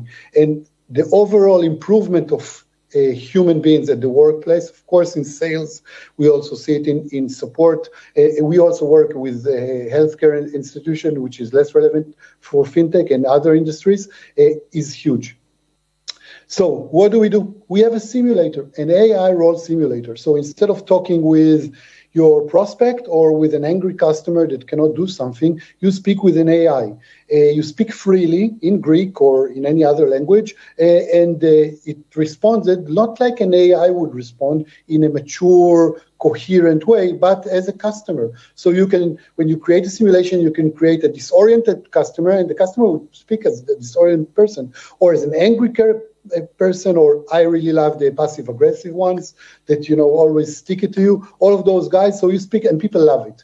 But the real thing, I don't have a lot of time, so I'll focus on the main thing. It's the instant feedback. We give feedback to employees on something like 20 different metrics. How much time did you speak versus the customer? How many questions did you ask in that time zone? How many filler words like did you use?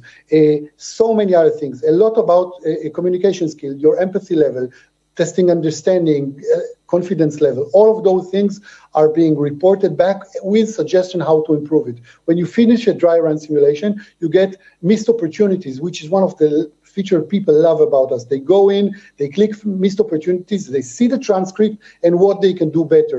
And we have abilities to help them create better sentences, etc. And they all do it on their own pace. So if one salesperson is struggling with something like that, with a specific topic, they can get direct help on that. If some support person is struggling on a different topic, they will get their own support for that. And everyone learns on their own time, based on their own tools and their own progress, making the promise of AI, making people better, a reality.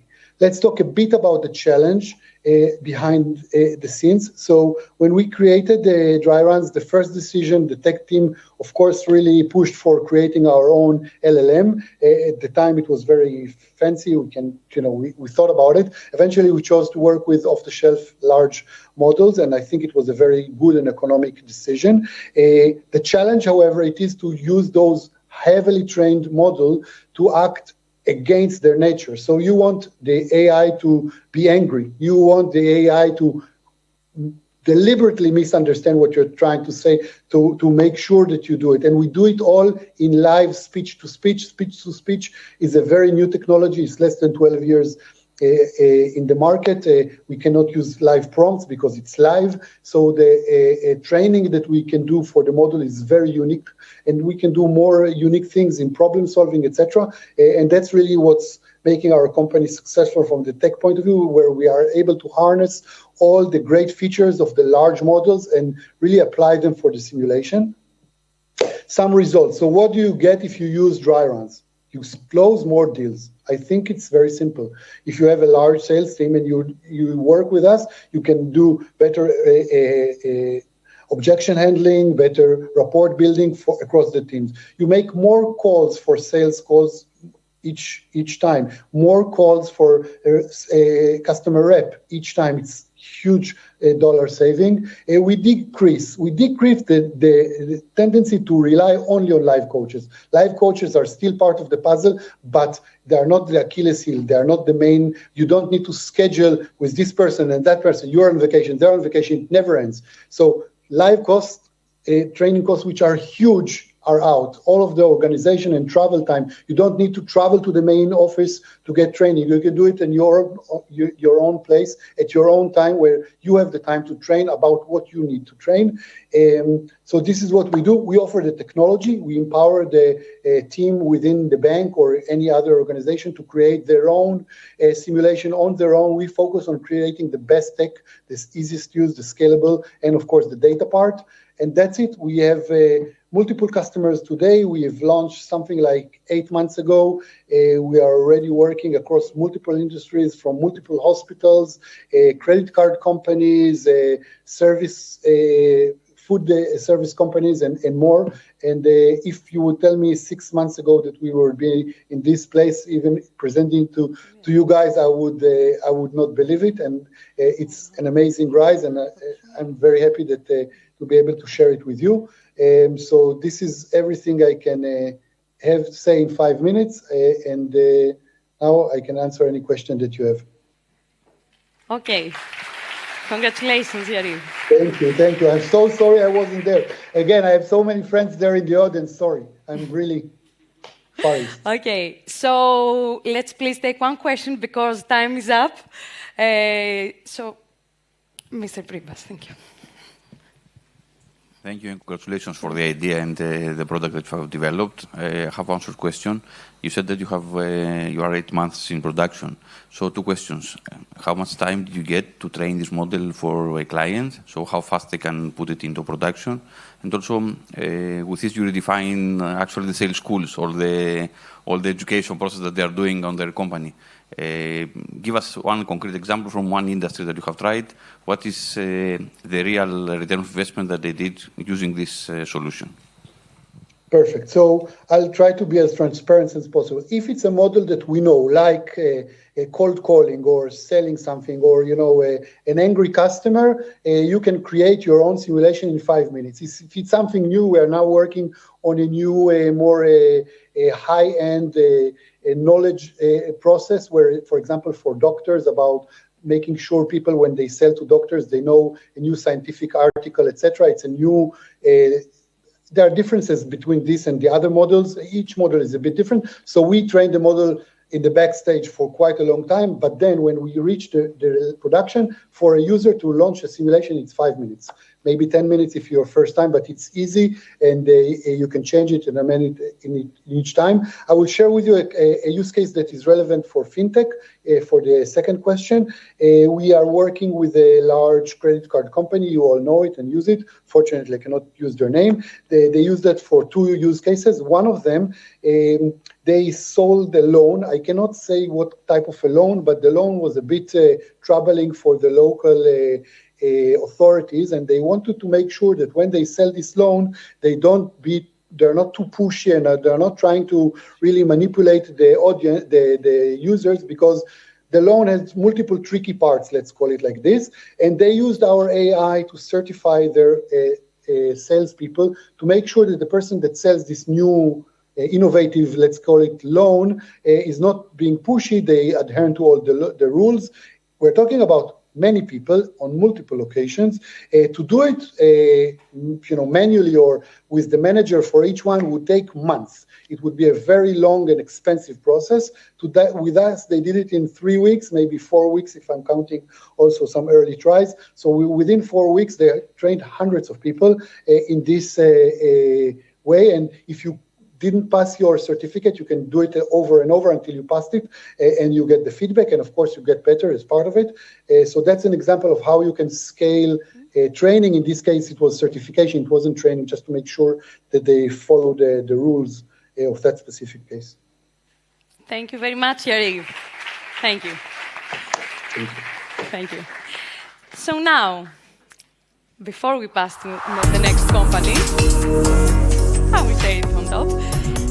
Please know that we have 5 minutes for every pitching and 2 minutes in total for the questions. Okay, so now we are ready to have with us here the third team, Nettle, represented by Richard Guga, co-founder and executive director.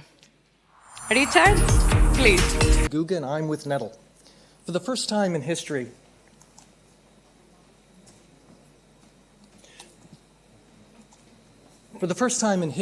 humanity doesn't scale. In fact, every day, every single second, we're losing billions of dollars. And it's not because of supply chain issues or interest rates. It's because of one simple, unsolvable human problem: latency. The gap between a need and the perfect human response. The banking industry also suffers the same kind of challenge: lack of availability of specialist resources, the reduced operational hours of the banks. This causes engagement friction and lack of personalization. When you couple this with the competition of online banking, only online banking, and the high cost of operations, it becomes a real challenge for the banking industry. So what if we could scale humanity? Our creativity, our intelligence, our empathy. Not replacing people, but extending them. At Nettle, we build digital human solutions that does exactly that. It shares the best of who we are, our knowledge, our values, our presence. Let me show you. Hi, I'm Laia, a digital persona created by Nettle. How can I help you? Oh, I'm interested in a loan. Thank you for your interest in a Live personal loan. You can apply for a loan of up to AED 200,000 with flexible tenures and a competitive interest rate, provided you meet the eligibility criteria, such as a minimum salary transfer of AED 5,000 for at least 3 months. Would you like more details on the application process or eligibility requirements? So that's not just a demonstration, that is reality. Let me introduce you to Vesna. Vesna was the first digital human banking assistant ever deployed in Europe. She was deployed in 2021, and she is still active today. She's part of a larger solution that was deployed to the Slovak Savings Bank. It was an integrated solution that had a core conversational AI platform as the engine, and it was deployed to 3 different user channels. One was an online avatar that was used for support of campaigns and product launches. The other was a mail bot that was deployed and synchronized with the bank's Genesis contact center. It actually delivers 85% of all incoming emails successfully, so hugely successful for the bank. And the third channel was the digital avatar. It was a 3D holographic image displayed at the bank in the branch, and it provided frequently asked questions and general guidance. It was also trained for transactional banking, meaning that it could block a stolen credit card for customers and also provide banking activities for that customer. Our recommendation is for Alpha Bank to use a similar kind of solution and gain the same kinds of benefits. We would recommend a more measured approach, one that builds trust over time. We would recommend that the avatar be deployed at the branch level as a meet and greet avatar, answering frequently asked questions, possibly scheduling appointments, and even providing general guidance. A phase 2 could be extending the capabilities of that avatar so that it would have specialized support for operations and guidance at the digital corner. And ultimately, we would be able to extend that avatar even further for a specialized training or onboarding avatar for customers and employees. We believe the benefits to Alpha Bank would be huge. The 2 most important ones would be by deploying this really modern and innovative customer engagement experience, the bank would skyrocket in terms of brand identification and availability in the marketplace. But most importantly, by deploying this solution, you build once and deploy everywhere, meaning that not only are you maximizing the efficiency and the impact, but you're also maximizing the investment of the solution because you could deploy it to multiple channels and multiple branches at the same time, reducing costs as well. And this should be the music to the ears of every banker in this room. A little bit about Nettle. We are 5 co-founders, 3 IT people and 2 business people. It's the perfect blend of business acumen and IT expertise. Really pleased to be invited as strategic partners with some of the largest AI vendors in the global space, Google, Microsoft, NVIDIA. Also really proud of our customers who aren't only testing, but they're actually transforming their engagement models using our technology. And finally, just an example of a couple of the platforms and form factors. Here we have Digital Holobox as a brand ambassador. We have a digital insurance agent or a broker on a mobile phone. We have a multilingual, multicultural avatar that maximizes inclusivity. And my favorite here, a live digital avatar deployed to Yoi TV. Adam was deployed during the World Hockey Championship in May. He was interviewed on a regular basis daily for over 2 weeks. It was a live avatar interacting with the live co-interviewers on the television screen. Very, very impressive as well. So I'd like to thank everyone, and I encourage and welcome Alpha Bank to join us on this innovation journey. Thank you very much. Okay. Thank you, Richard. Thank you. Congratulations. Now, let's start with a question. Thank you, and thank you very much for the presentation. A couple of questions from my side. How much your product is scalable cross-country? Because I'm from Italy, UniCredit, so I would be interested to understand also if you have a plan in this perspective, and also consider that competition. You mentioned in the paper chatbots and similar solutions is very, very high. What is the real advantage that you see vis-a-vis your peers? Sure. So we can provide support for over 42 languages. Our technology was actually built in 2018, 2019 before generative AI. So we had to use very good knowledge and data scientists on our team to develop our natural language proprietary engine so we could actually integrate easily to the other languages in our region. We're LLM agnostic, so we can integrate with any kind of LLM. We have serious business domain expertise because we've been delivering to the finance space and the online consumer space.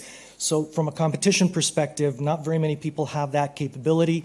Also, our digital avatar is also proprietary, very nicely synchronized and complementing our NLP engine.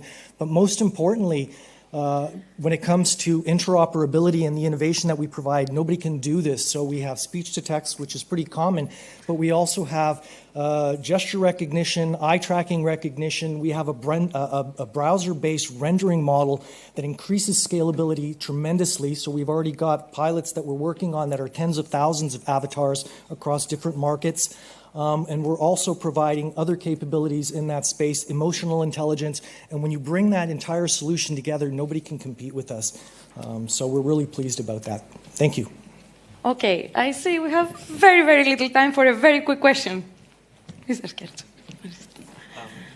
What is the actual customer satisfaction beyond the element of surprise that the customer has facing an avatar? And what are the actual gains in productivity and in financial terms for an institution that uses this AI avatar? So much like some of the other guests, I can't share the actual numbers of some of our customers, but like I mentioned, the back office avatar actually successfully deployed or successfully answered 85% of all questions.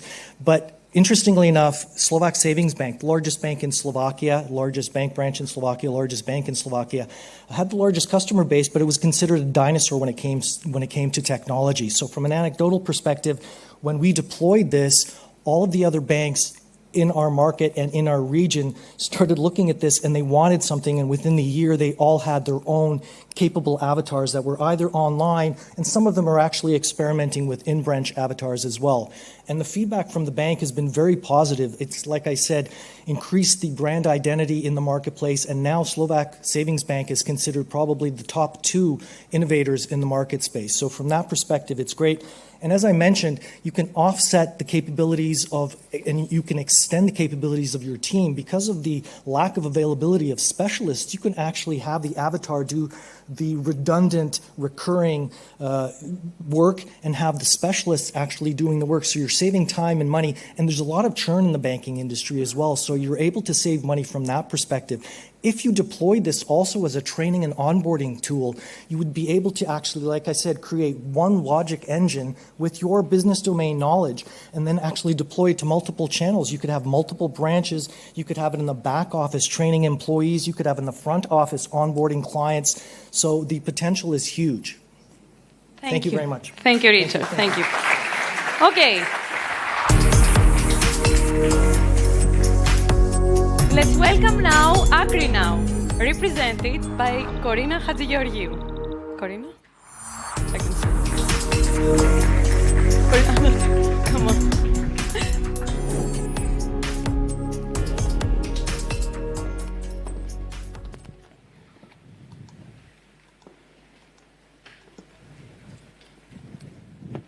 Hello, everyone. I'm very happy to be here and introduce you to my world.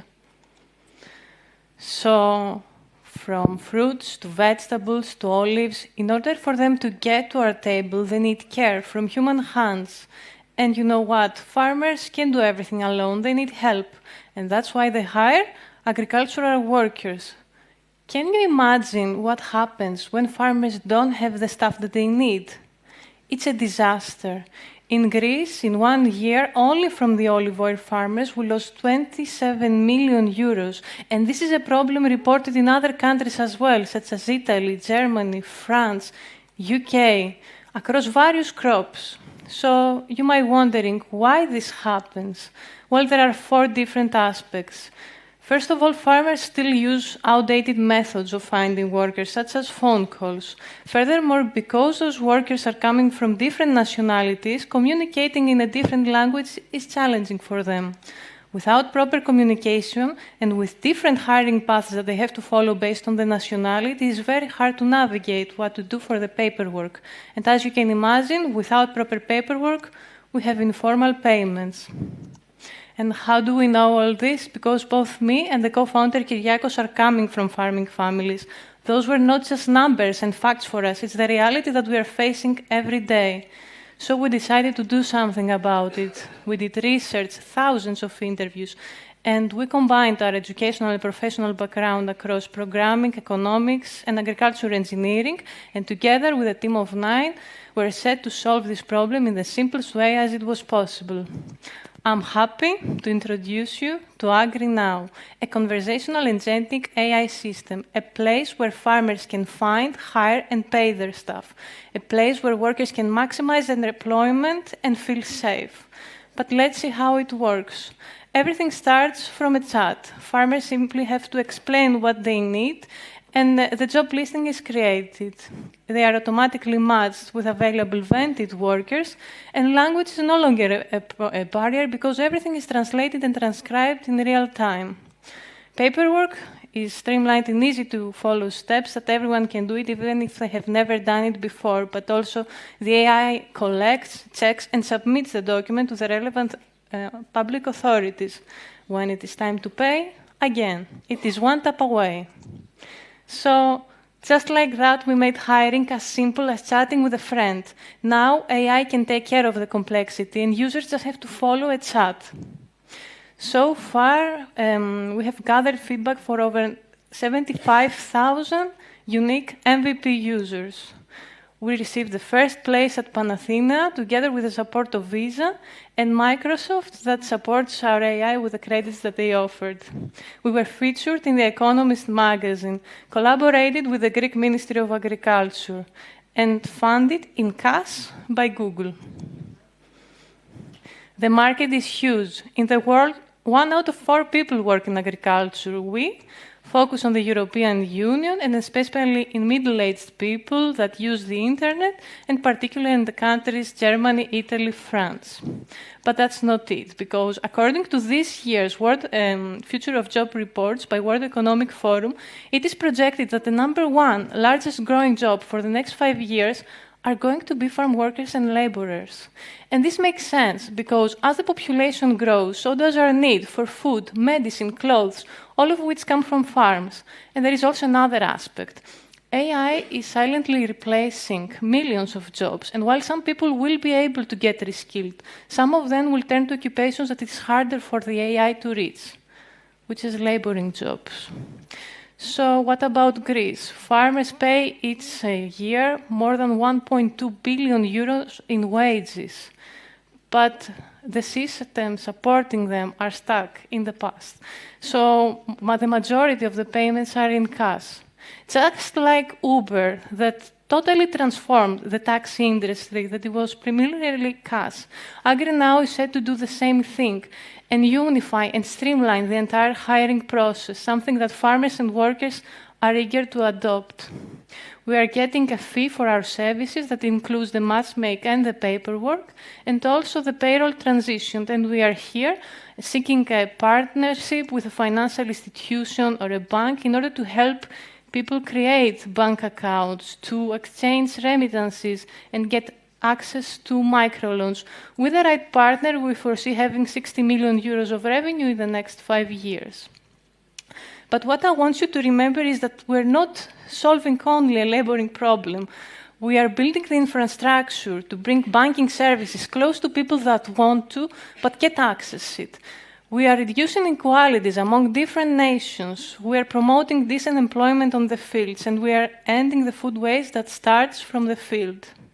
So because we are using AI to empower, not to eliminate our communities, we are backed already by 75,000 people and by major companies. We are here asking you for the FinQuest prize because we help banks get to the beating heart of agriculture, and we honestly believe that with your support we can help thousands of people that at the end of the day bring the food to our tables. Thank you. Congratulations, Corina. Congratulations. Do we have a first question? Okay. Ms. Andropoulou. Congratulations and the holistic approach. My question has to do with a specific segment. Usually the workers and the farmers, they are not so digitally savvy. So how do you plan to ensure adoption? Thank you so much for your question. Indeed, and that's why AI fits in, because it can simplify complicated workflows so it feels almost like talking with a human.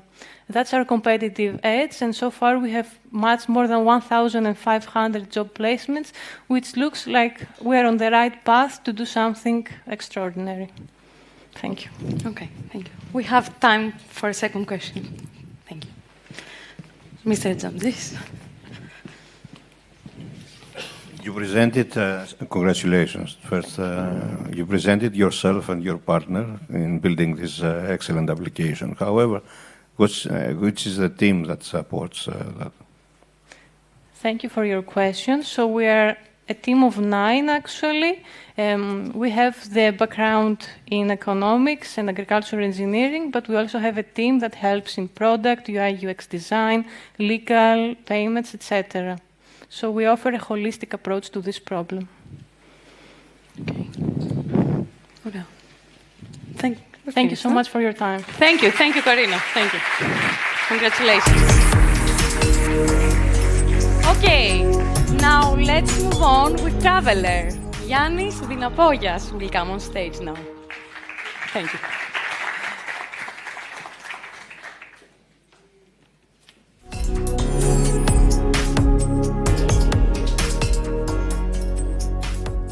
Hi, everyone.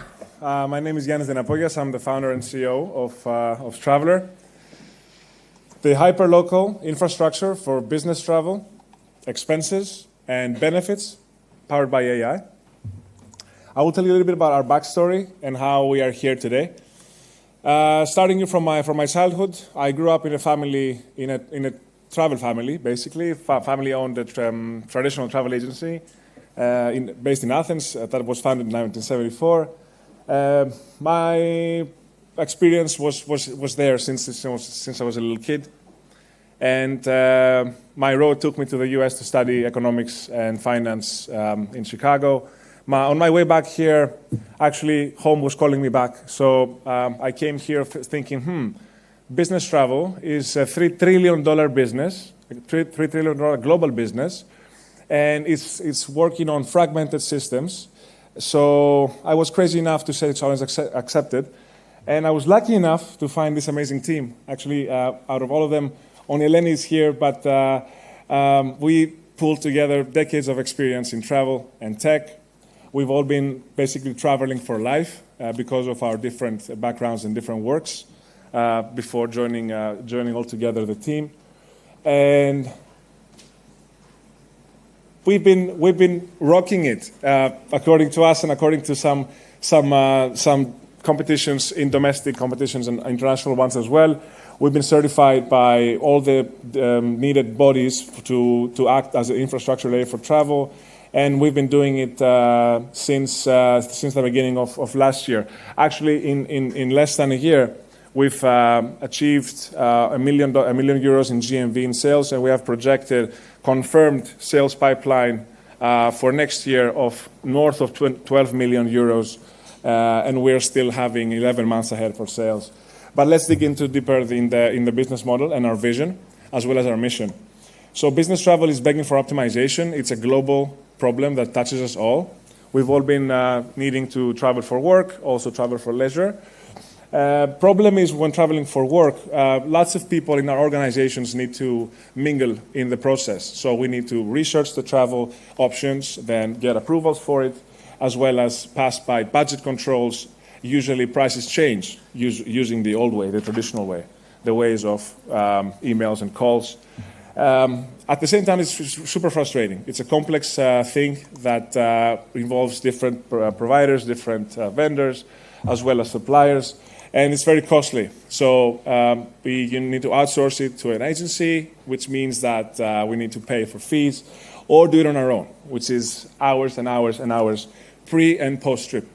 At the same time, it's a huge opportunity, because out of the hundreds of thousands of SMEs and mid-market companies in our area of Mediterranean and Southeastern Europe, 3 out of 4 people are still using calls and emails to manage travel internally in the organization, until we were born.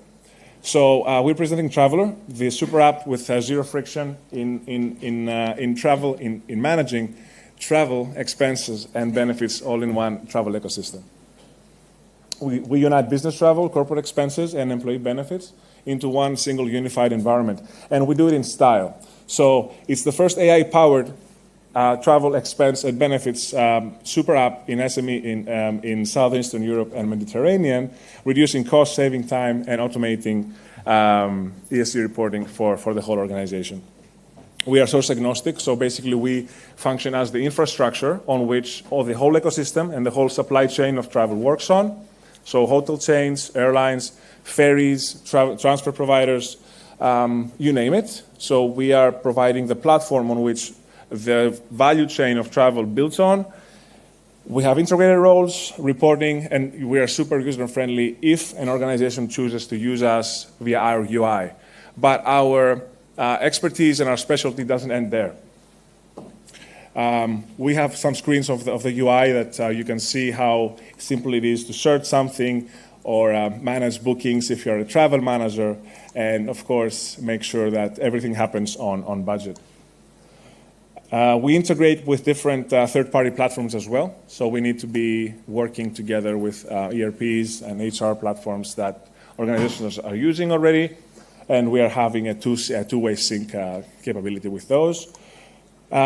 Business model is very simple. So we're positioning ourselves as the infrastructure layer for suppliers, international suppliers and partners such as Alpha Bank, as well as different partners on the supply side. And we merge them together with end users, meaning people from different sizes of organizations, from SMEs up to mid-market, as well as enterprise.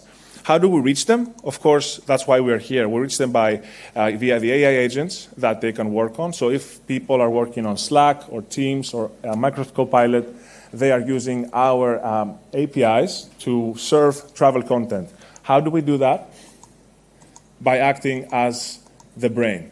So business, benefits, and expense, all is embeddable by design into the traveler brain. So we are basically converging the brain for approvals, the brain for HR and expense, into one embeddable AI brain that is being served to the companies via the AI agent of their choice.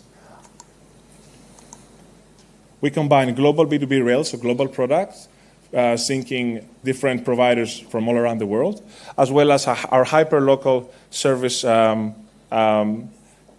network in Greece, as well as the Mediterranean, in ferries, etc. So, Super SaaS with Travel Copilot AI, which is the backbone of our solution, is that we are source agnostic, meaning that we can serve our travel content via all different AIs out there. Competition is traditional travel agencies, but we are inviting also travel agencies via our white label solutions as well. And we are also in enterprise. We're on the other side of enterprise solutions like SAP Concur, Agencia, BCD, and TravelPerk, because we are the only solution in market with AI-first design, serving banks, fintechs, as well as corporates of all sizes. We have done 80 customers are already channeling their travel buying through us in Greece as well as abroad. And we are a deal amount of north of 12 million channeling it next year. Our revenues are coming from three sides. So supplier side revenues, commissions, based on the companies that are participating in our ecosystem from the supply side, meaning airlines, hotels, etc. We have a subscription model for clients and companies, and as well as a payments rail coming from interchange. Market is huge. We have shown that already in this current year, in a few months, we've channeled north of €1 million in GMV, having confirmed north of 12 million for next year. And our mission is high, and our calling is huge, to be answering to a $3 billion market by 2030, achieving $1 billion in sales by 2030. I would like to thank you for your attention, and sorry for my stress. Thank you. We're building for travel. We're building for Greece. Thank you so much. Thank you. So now, 2 minutes for questions. Okay. Thank you. Two quick questions. The first is, my impression is this is a very crowded market globally. You said something about Mediterranean. You need to explain to me why this needs to be local. You know, there are companies like obviously SAP Concur or Ramp or, you know, Expensify. There are tons of companies in this space. That's the first question. Second question is, when you say 12 million GMV, you know, this is total merchandise that goes through your system. I mean, what is your margin on that? I would expect very, very little, no? That's the second question. You have to wait for until I answer the first one. So yes, actually, it's a very competitive market. It's actually why our team is so passionate about working on this problem. It's a global problem, and lots of companies from different angles are trying to answer it. Expense platforms is one. Ramp, like you mentioned, is one of the expense platforms that are Expensify, Payhawk. There's all these different, even Revolut Business is doing that. It's actually trying to answer how to manage expenses for business, categorizing them, auditing them. But what they're missing is content. What they're missing is, most of them, the brain behind the transactions. So we are positioning ourselves in front of them, behind them, serving them with travel content globally. So Ramp is actually pulling from travel vendors, Payhawk as well. So we are in the position of serving that content and the brain that each company has of who is working in which department, who is approving whom, who is checking whom, who is the auditor of the travel budget of each department. That's information that has to live in a tidied up manner in one platform. And that's what we're doing. Okay? Yes, and second question is, of course, profitability.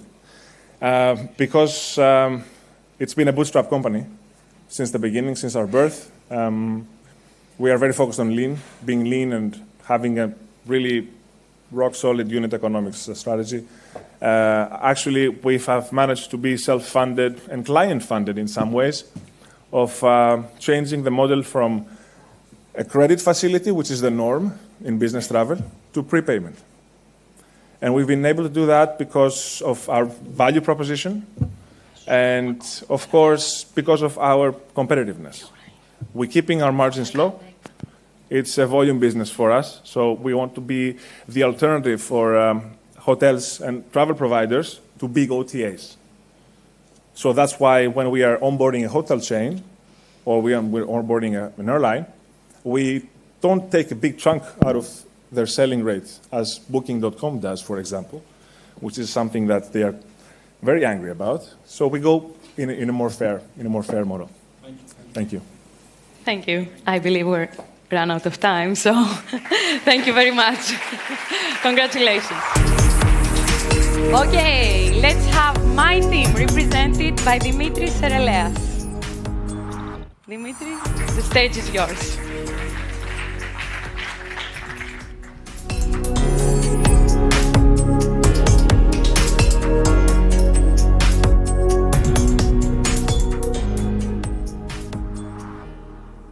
Hello, everyone. I'm really happy to be here. My name is Dimitris Sereleas, and I'm the founder of My Team. My Team is an ecosystem that helps sports clubs and academies to optimize their daily operations. Either this has to do with registration of athletes, either this has to do with communication with parents, coaches, and all other stakeholders, or this has to do with money collection, which is one of their main problems. Some things about our traction. Until now, we have a bit more than 400 clubs that work and use our main application, My Team. Among them, we have Panathinaikos AC, Olympiakos. We have Eurohoops academies of Thodoris Papaloukas. We have 160,000 profiles within the app and 100 different families. We have 20 million of GMV happening within the platform, and we managed last season to convert 1 million of this amount of subscription paid toward the clubs in online payments through our marketplace system. And one other metric that is important for our business is the number of page views that we have on our mobile app, which is about 2.5 million per month. It is similar to a mid-size news portal. Our team, the founding team is George Malamatlis and myself. We work with George more than 10 years together. We have worked in several tech business projects, either with startups or with large corporations, even with banks. We have been funded from VCs in Greece and abroad. We have raised until now 1.6 million euro. And in our cap table, we also have Lars Rasmussen, who is the co-founder of Google Maps, sorry. And which is the problem that we identified? There is a huge market. Only in Greece and Cyprus, we have more than 12,000 potential clients, including academies, sports clubs, dance studios, Pilates, and stuff like that. And all these organizations use outdated systems to manage their daily operations. And they use not only outdated systems, but they do not interconnect these things together. They need to have one Excel sheet for the registration, another one for the payments. They need to use Viber to communicate with the parents or the athletes. And I think that you get the point. So what we decided to do, we decided to build an ecosystem where My Team application is the operating system. It's where every detail goes, and it's spread among other applications and things where we share knowledge and data. Where is the innovation and AI edge in our company? We use AI internally, of course. Our sales rep is an AI-built system that sends more than 500 cold emails every day to potential clients, while we also have synthetic AI editors who create customized content for our users. Either it's an athlete, a parent, or a coach, or a sports manager. But we also use AI to create product value, like we do with the AI Copilot that helps within the My Team app the users of the sports clubs to optimize their daily operations and create useful reports, to talk to the AI agent and create trainings, create subscription, get reminders about payments, and having an assistant that they would otherwise pay even 500 euro per month. We also have Sports Lab. Sports Lab is a second application we created in our ecosystem that it's mostly focused on the athletic development of the kids that use My Team. And it's sharing details based on their performance, analyzing them, and then provides tips and tricks on how to develop their skills where it's needed.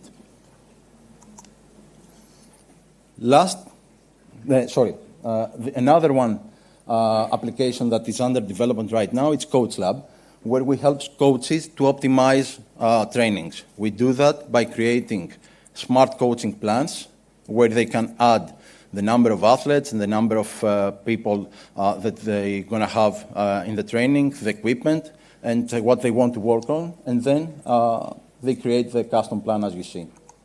And last but not least is the My Team Hub, which is a hub that we create customized content based on the user, sport, age, type, different for athletes, different for coaches or sport managers. And it creates daily articles that we share through our platform. Thank you very much. Okay. Thank you, My Team. So let's have our first question. Since I am a football fan, I believe I'm a fan of yours also. However, at the end, in which way do you believe that the cooperation with the bank will amplify your idea and your initiative? Yeah. There are many ways that we can work with a bank. The most obvious is the payment gateway. We already manage more than 1 million in online payments, and we expect this number to grow even more. We have seen opportunities like buy now, pay later. You know, when a parent goes to pay for a camp, he might have to pay up from even 1,000 euro. We see even opportunities with something like a factoring system. You know, when you have to organize a camp as a sports academy, you need money up front. So there are huge number of opportunities for my team to make a pilot with a bank. Okay. Thank you. We still have time for one more question.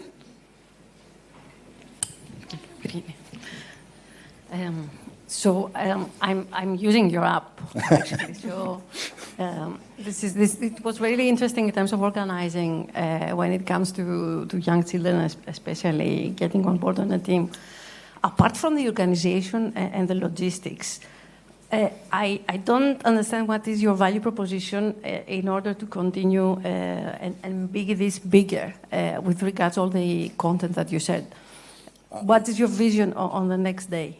Okay, so our vision is not to sell just the initial product, which was a software as a service and was serving the sports clubs.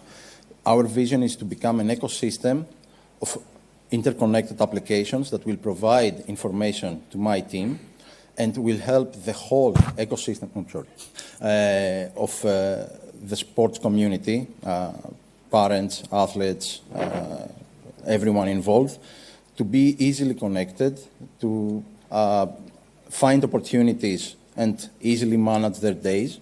And also, we want to help more kids to be active and to spend time in the sports field instead of their mobile phones and tablets. In order to achieve this, we need to help these organizations to become sustainable. Okay. Thank you very much. Thank you, Sopou. Thank you, Dimitris. Now, our last theme for today, eFrontier, represented by David Hiron, the co-founder. David.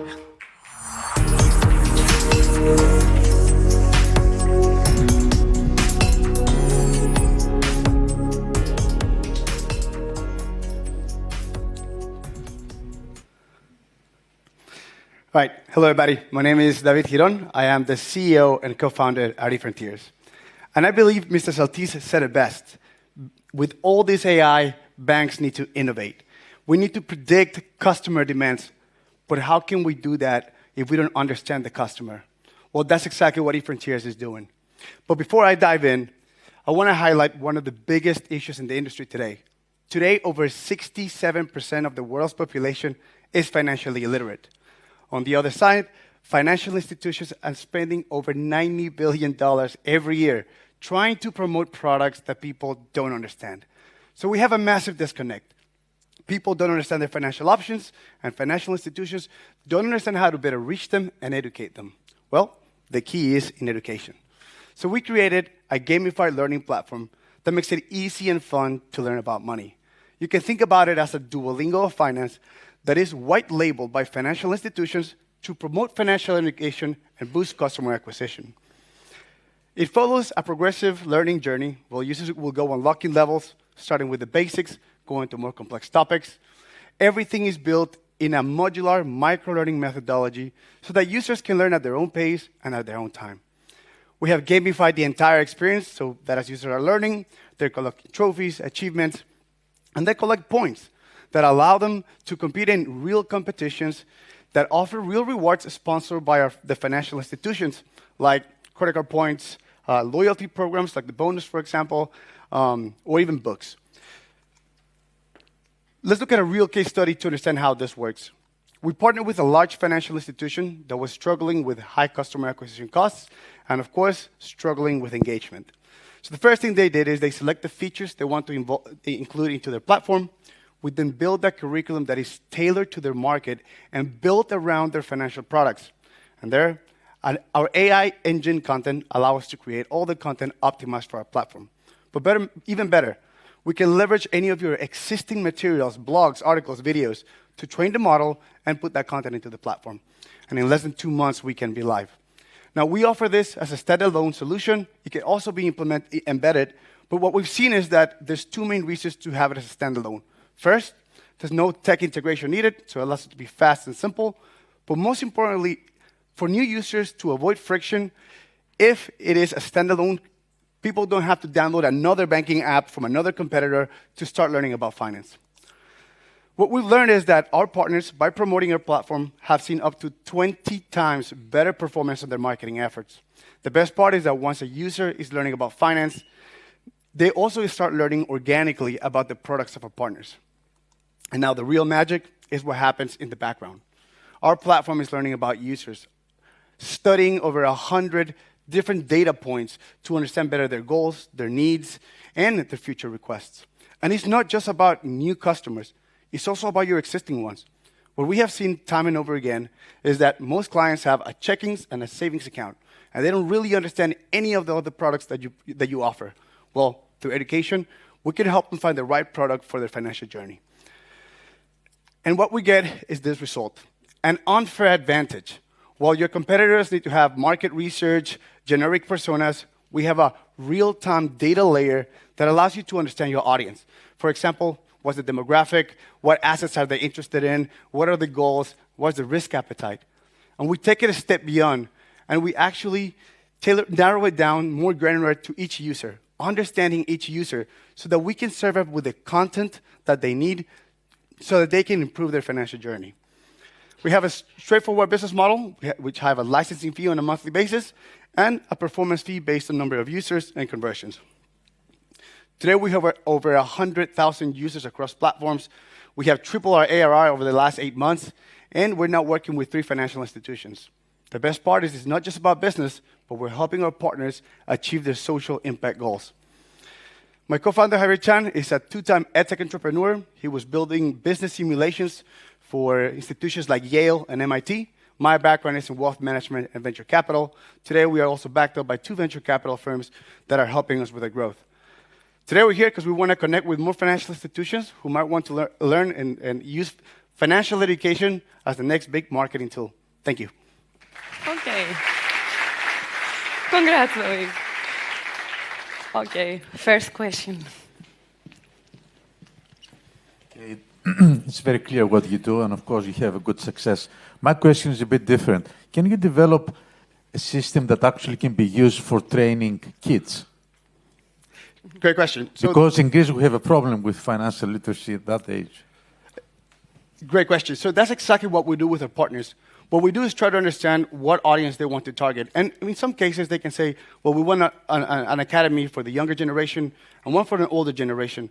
So what we will do is that our AI will tweak it so they'll make easier content. So use something like Johnny has 2 apples and so on, right? And then for the older generations, we can use more difficult content. So yeah, we can tailor it.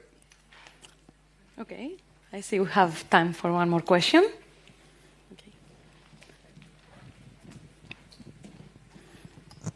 Congratulations for the application. The business case is clear. What is your ambition for the future? What is your goal for the next 3 years? What do you want to achieve? Awesome. So today we hit 100,000 users. We're very lucky. This has been an amazing year. I think next year we're talking to some of the leading institutions in Europe, but I want to take this worldwide. I'm actually originally from Guatemala, and I built this with the ambition that we can actually let anybody in the world learn about finance. If we really want to get people out of poverty and from difficult situations, donations is only like a tape. It doesn't really solve the problem. We need to give them the knowledge so that they can make better decisions and have a better future. So for me, it's to get to millions of people, especially in those countries that need it the most. Okay. Thank you very much, David. Thank you. A big round of applause for all our finalists. Our judges will now deliberate to decide this year's top 3 winners. And we will take a short 10-minute break. Get ready because the best is yet to come.